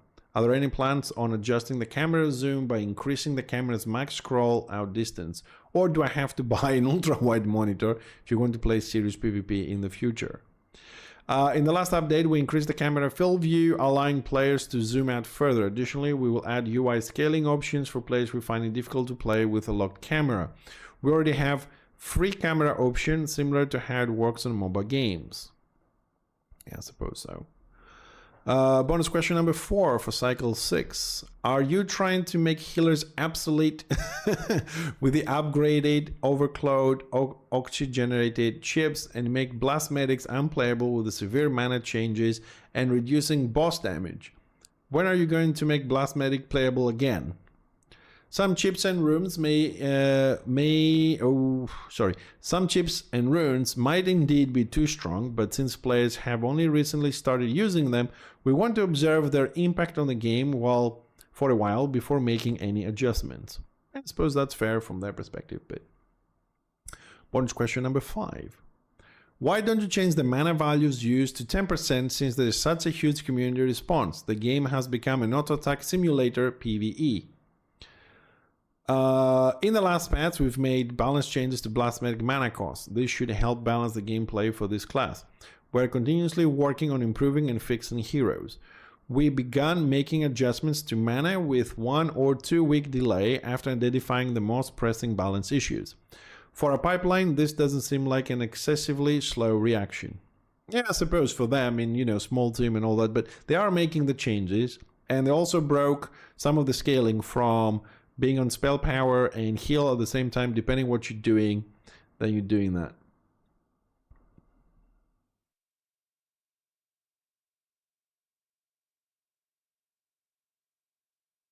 They balanced the mana on the blast medic. So basically what they did on the blast medic is when you had scaling for, let's say, your drone, it was scaling from your spell power and your healing power. What they've done is if you heal somebody, it only scales with your healing. If you're sending for DPS, your mana, the amount of mana spent, it will scale with your spell power. So they broke that only for, this is a question specific for the blast medic, not the shaman. But on the patch notes this week, they also changed some of the artifacts that provide mana. They increased the maximum from 200 to 400. So they're making changes, but we're not there yet. We're not there yet. Bonus question number 6. What is your vision of character progression? Is your intent to 1. Push players towards having one character that does it all? Number 2. Have players build their accounts to contain multiple skilled characters that support each other on one account with crafting? Number 3. Drive interaction with other players for the purpose of gathering and crafting, including endgame materials and crafts. Number 4. Some combinations of the above. I would say that all points you mention align with our visions for the game. We always wanted Corepunk to be a game that truly delivers on the most popular MMORPG tagline of the past decades. In our game, everyone will find something they love and choose their own playstyle and development path. Everyone advertises the game this way, and we always wanted to make that reality. This has, of course, led to some system functionality, inconsistency, and logic not always being fully implemented. However, we are now very close to achieving this goal. I believe that in the next couple of weeks to a month, many questions about what we want for the game and how we envision player gameplay will be resolved. Everyone will truly have something to do based on their interests. Wishful thinking. Yeah, maybe.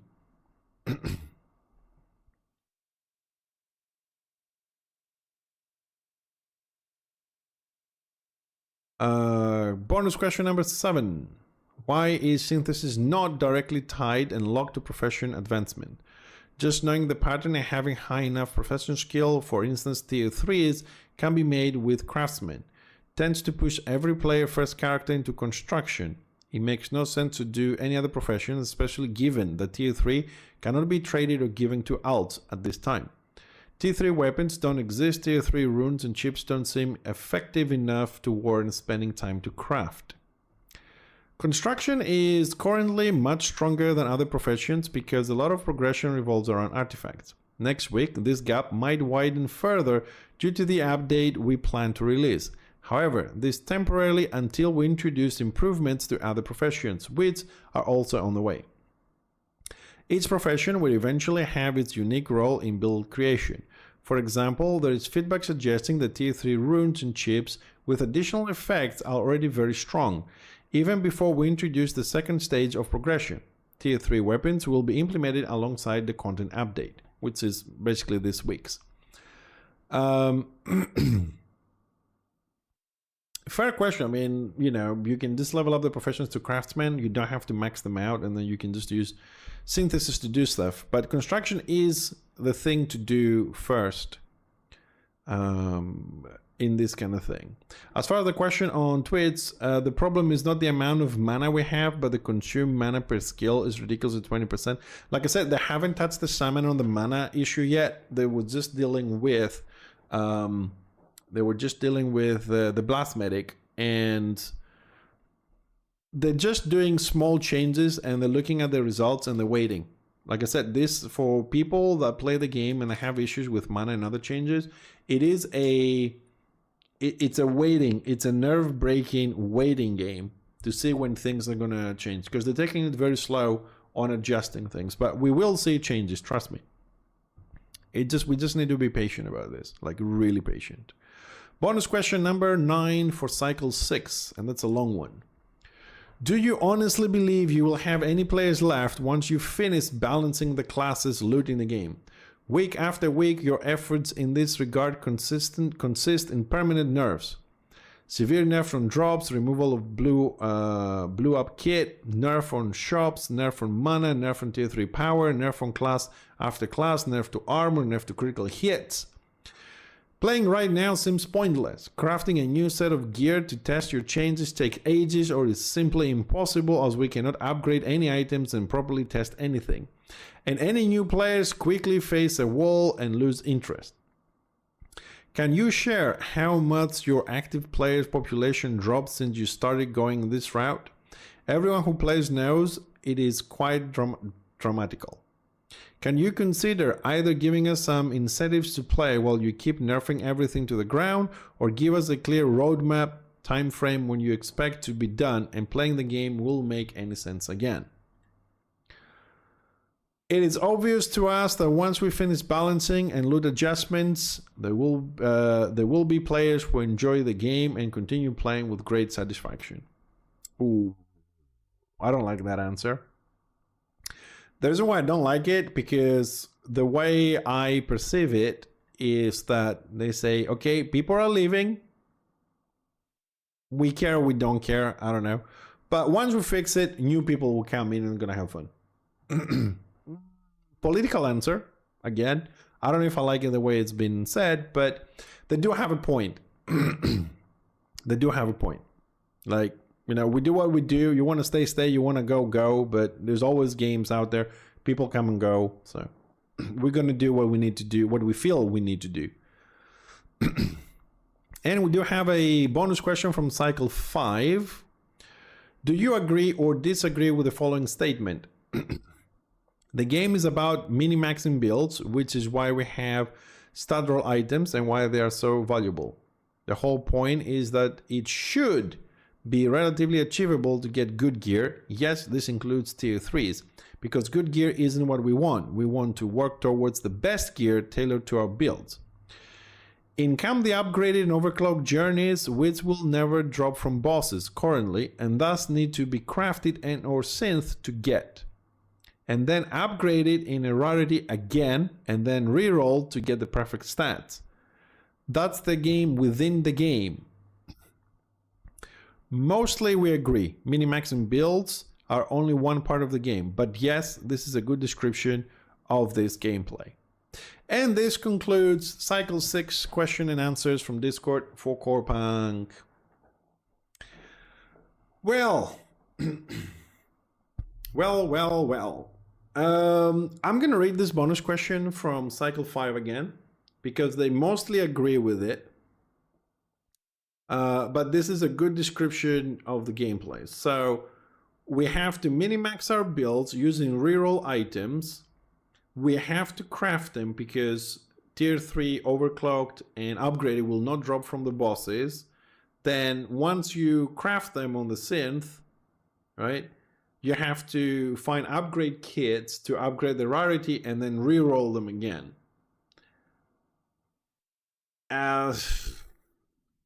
Don't know. How do you guys feel about this? So kill bosses, get stuff, craft it, then kill more bosses, upgrade the item, and then play an RNG game with kids and resources to get the maximum stats, if possible. And then, I don't know. I mean, maybe because I have bad luck with RNG, it's a problem with me, but I can see a lot of people loving this so much. I mean, what are the bosses going to do in the dungeons and the world bosses? Just going to drop resources so you can craft.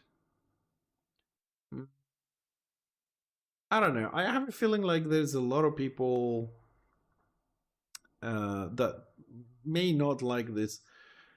A Korean MMO sounds to you like a Korean MMORPG. Well, if they add the whole loot pet, will be one step closer. I mean, people asked a question and they said that they want to do pets and stuff, but auto loot pets. I mean, the game is really. I mean, the game does have a lot of RNG from like when you cut a tree to what you're gonna get, mine a node, and mining what you're gonna get. Random stats when you're crafting, random, rarity when you're crafting. It has a lot of RNG in there.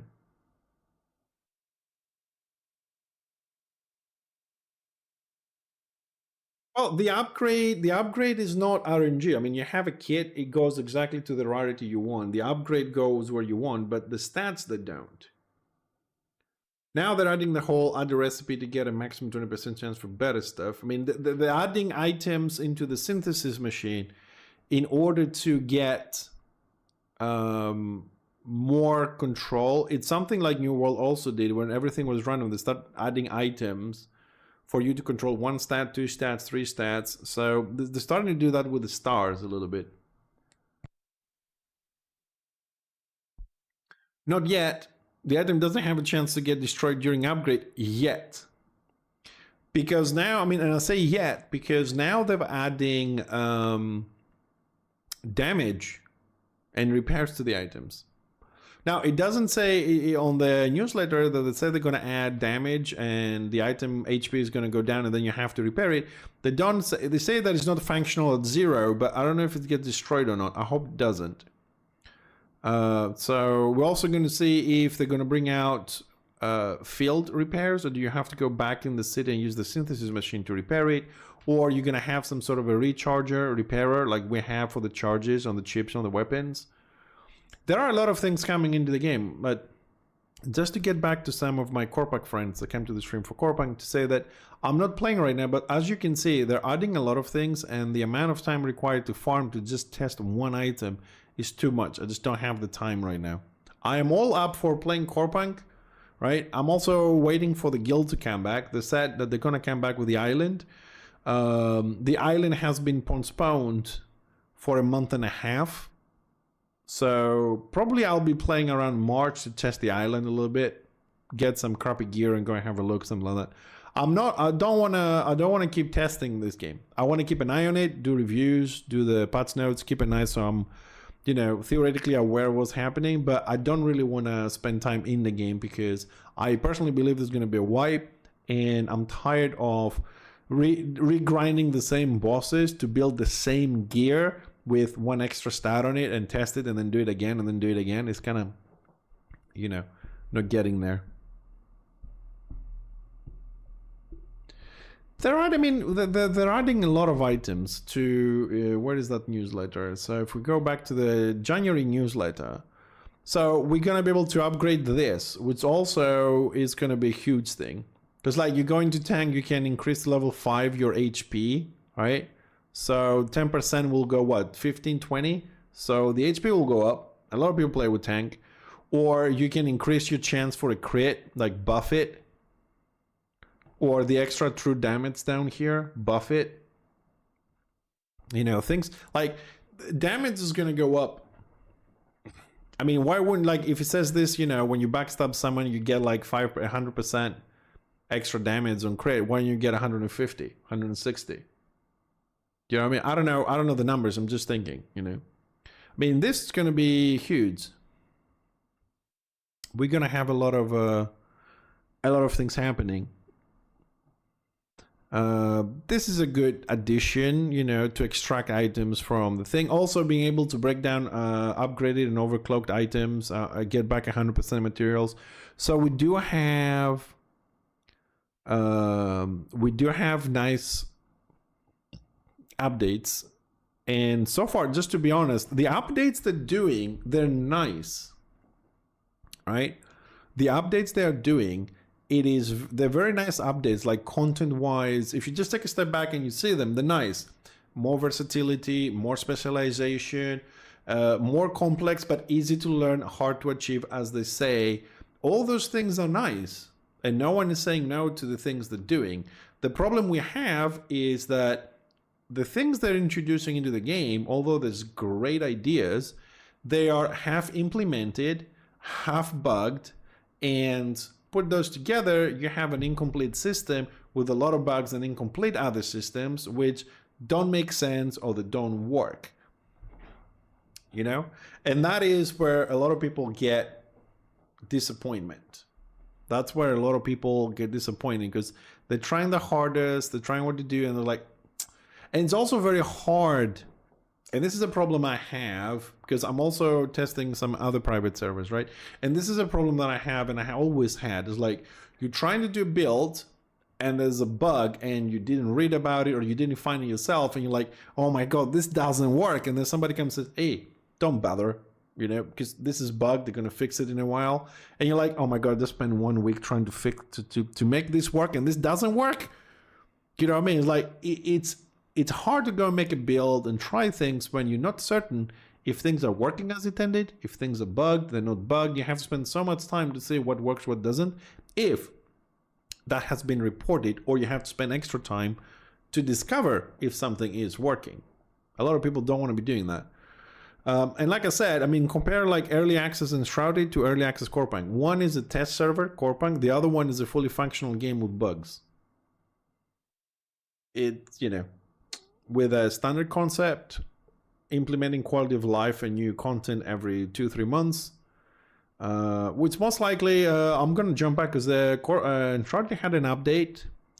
Also, great possibility we're gonna be streaming this weekend, but I'm saying possibility because I do want to stream, but every time I announce it, I get my migraines, I get my allergies, I'm sick, something fucking happens. But if all goes well, we'll stream Saturday and Sunday the usual time, okay? Just keep that in mind. Also, Dutch, if you're around the weekend, you want to play, I might play in Shrouded, I'll let you know on Friday how things are gonna go. I wouldn't mind a hand on a couple of things in the base to help me do some stuff. It's a bit boring and tedious, you have to lay some floors and stuff, but I could use a hand if you're up for it. Just think about it. No stress, right? I'll talk to you on Friday. See if we're gonna play that on the weekend, because there's a few other games I want to jump into. We still have Baldur's Gate to play tomorrow and Friday, 2 days. Baldur's Gate, move the campaign forward. But if I do stream on the weekend and I fix my server, yeah, I'll send you everything. I give you the mats, and you know, I know you're good at doing repetitive things. I know you're a grinder, so I just need you to just lay some floors for me. That's it. Yeah, I formatted this weekend. It was a nightmare as well. Anyways, we'll talk about it. I'll send you some messages on Discord and we'll sort something out. Now, I just need to see my schedule, okay? I'll sort you out on Friday, if I don't forget. So, we've seen the patch notes for this week. We've seen the patch notes, the newsletters from the 25th, from the 28th. We've done cycle questions from cycle 5 and cycle 6. Cycle 7 ends today, so if you have any questions, you can just jump on Discord and you can check them out. But let's have a look. Before we see the answers, let's see what people are asking for next week, just to have a little idea where people are standing. Is fixing crash and character load still a top priority? Will you ever see a roadmap you promised? 28 thumbs on that one. Hey, Anizu, thanks for the follow. Welcome.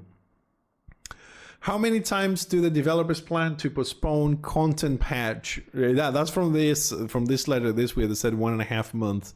And what number do you play for the release? What numbers do you plan?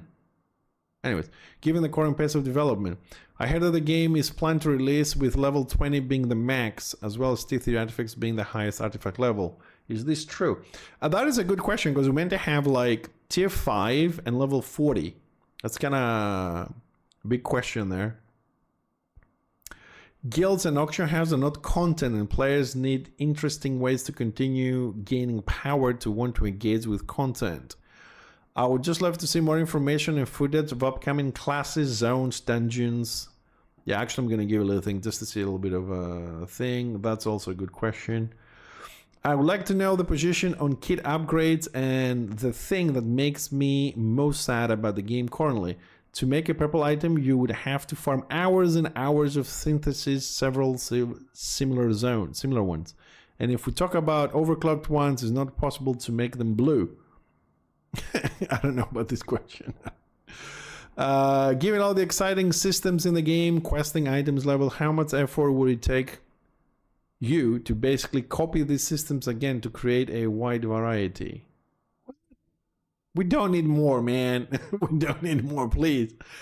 What are you gonna do to bring player trust? No, to gain. What are you gonna do to bring players' trust again? I thought my English were bad, but some people. We lost our faith in your development skills. 2 months delay is too much. A lot of players quit, just not the EA, they quit the game project. Hello. Other questions about this answer? As hardcore players leaving due to lack of motivation. Current the hardcore players leaving because of this reason. Highly optimized artifact nerfs and wipes that keep them coming to retry again and again. Remove kits. Remove the good loot on the bosses. No vision on long term. My question is, there we go. We're getting to the question now. Won't you have to make it difficult to get stuff without a random and very long farm? This would allow big players to test different builds and would give you a large amount of data to balance the game and good feedback. True. Without all this RNG shit, it would be a lot easier to make what you want, test it, and be done with it. Or maybe even test server with limited stuff to test everything so that you can balance your game perfectly without frustrating players who are trying to do it on the core version. Dude, that is a fucking excellent question. Just fuck it, just put everything in there. Yeah, give us a test server with a lot of stuff so we can test our builds and you can get the data there and keep the other one for people coming in, new players, and do that. Test them there, they work, copy them to the live. That is the logic. Just having a live server, doing everything on the live server is just insane. That is a great fucking question.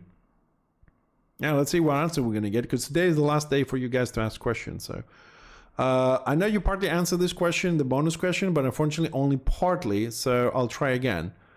With the last update, increase the camera scroll. My question was also about balancing of that. It's the question about the yeah, the whole thing about the bottom you can see.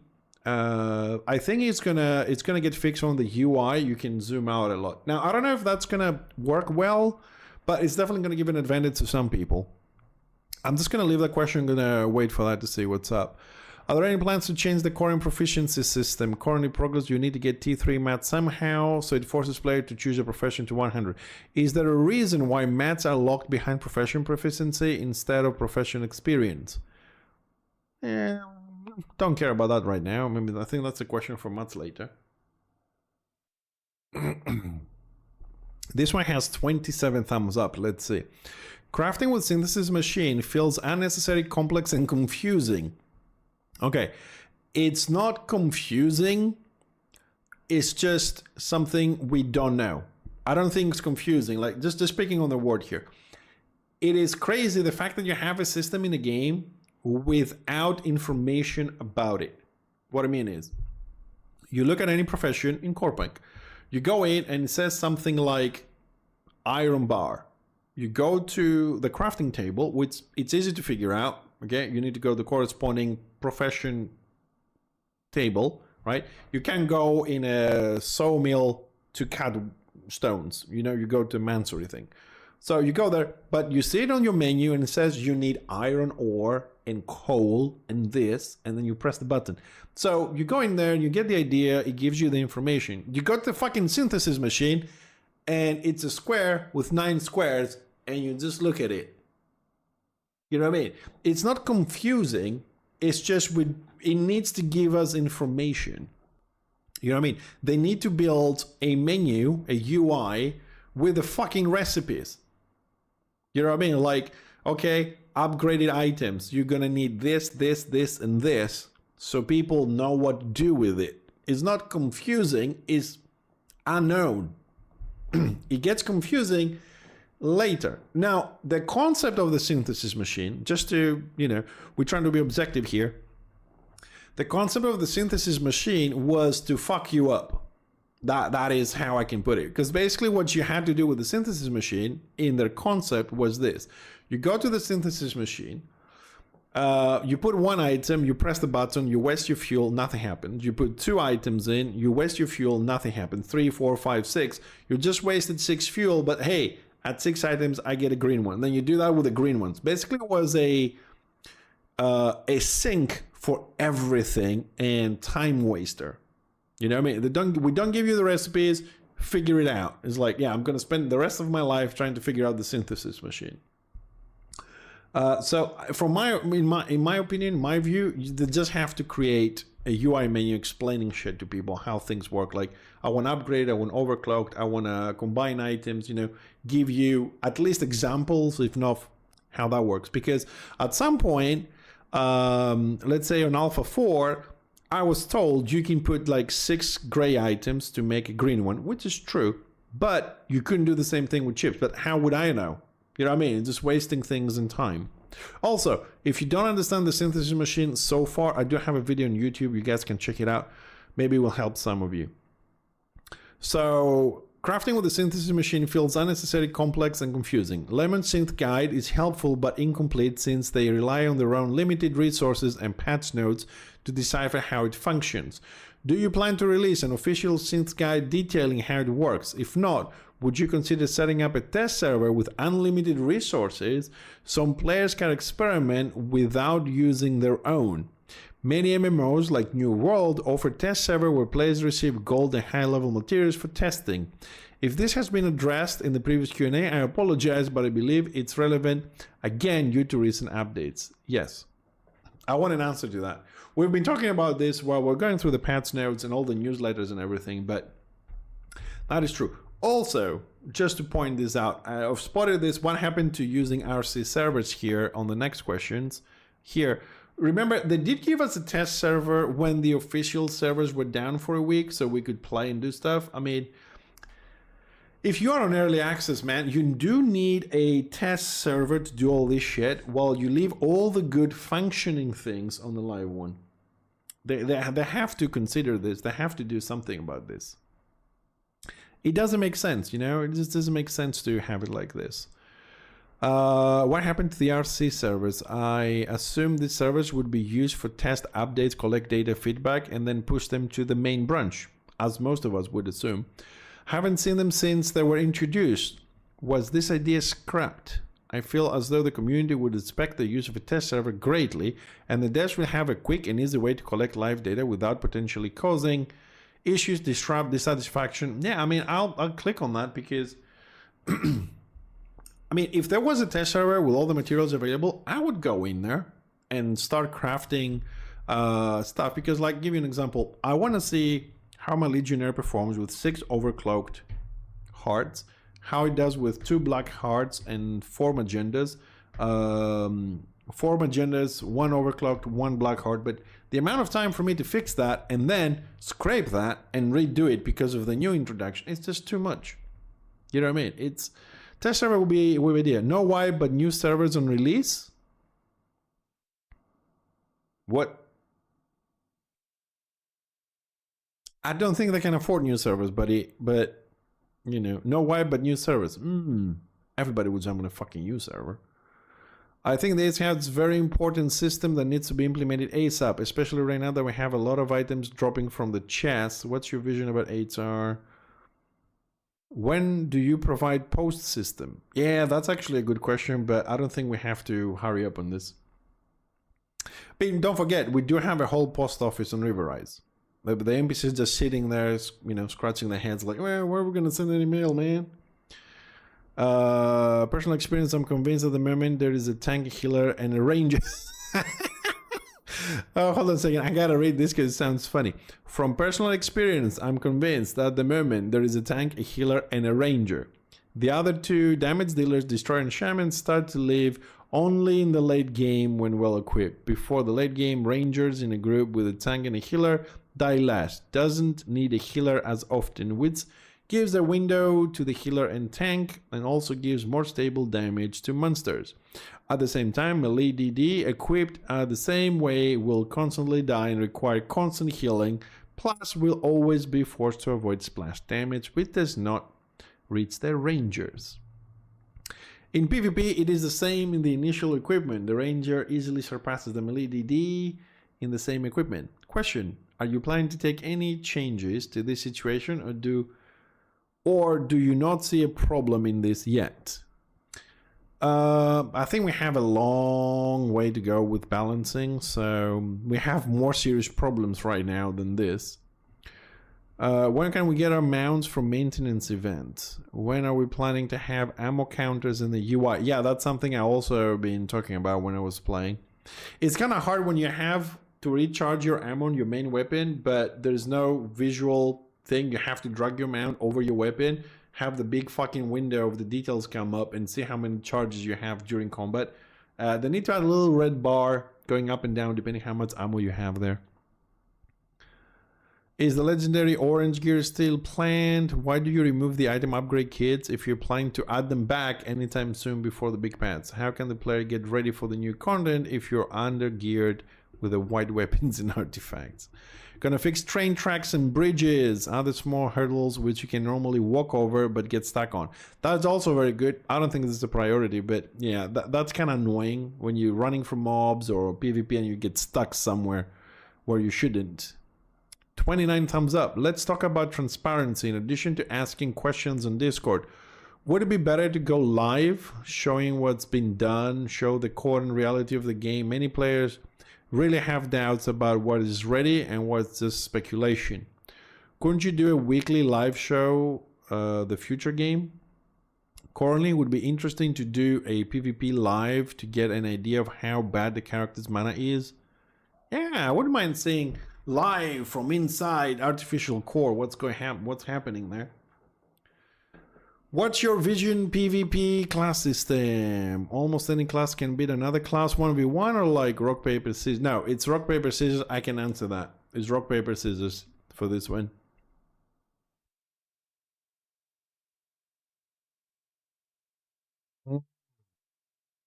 Do you plan to do daily limited content resources like Lost Ark? Oh, come on, man. Don't bring these fucking games into this Korean shit. Daily fucking boxes and pop-ups and blah, blah, blah. No! One of corporate major accomplishments is stylish graphics. I've often requested that developers implement a feature to disable HUD so I could take beautiful videos and screenshots, but such feature has never been added. Question then. Will the ability to hide... yeah, it's not a priority, this. I mean, it's good questions for Call of Life, you know, take photos, content creation, whatever. But, yeah. Oh, God, what is this fucking big questions here? Well, people are adding a lot of questions. Let's see, any other of these questions have thumbs up? Like a lot of them. Are you planning to still not have any currency in the game and we're going to have to deal with skulls? Yeah, I mean, group finders, people have good questions. I don't want to read all of them because, you know, people keep adding questions. We'll see what's going to be the 10 most upvoted. I read most of it. I put some thumbs up on the ones I wanted as well. All right, so I would say we are right now, after 2 hours and 35 minutes, fully updated on Corepunk. We did core and patch notes, 2 newsletters, cycle 5 and 6 questions and answers, and we checked some of the questions on cycle 7, which ends today. Just a reminder, if you want to put thumbs up some of the questions or you want to ask your own questions, today is the last day of doing that. Right. Also, on a happy note, my computer has not crashed yet. So, losing my morning last night, it looks like it was worth it. We'll be able to do stuff. What else? So that's pretty much all the stuff I wanted to do today, stream-wise. I just wanted to update us, me and you, on Corepunk today. Reminding we will be streaming this weekend if all goes well. Just to cover up for Monday and Tuesday's lack of streaming. All right, Tuesday we had a problem, Monday I was busy, so trying to compensate you guys and hang out with you a little bit longer over the weekend. Now I know we'll be doing a lot of Baldur's Gate 3 because it's a fucking great game and we're going to keep at it, but I'm going to add some more rotation to keep us a bit more fresh as we go forward.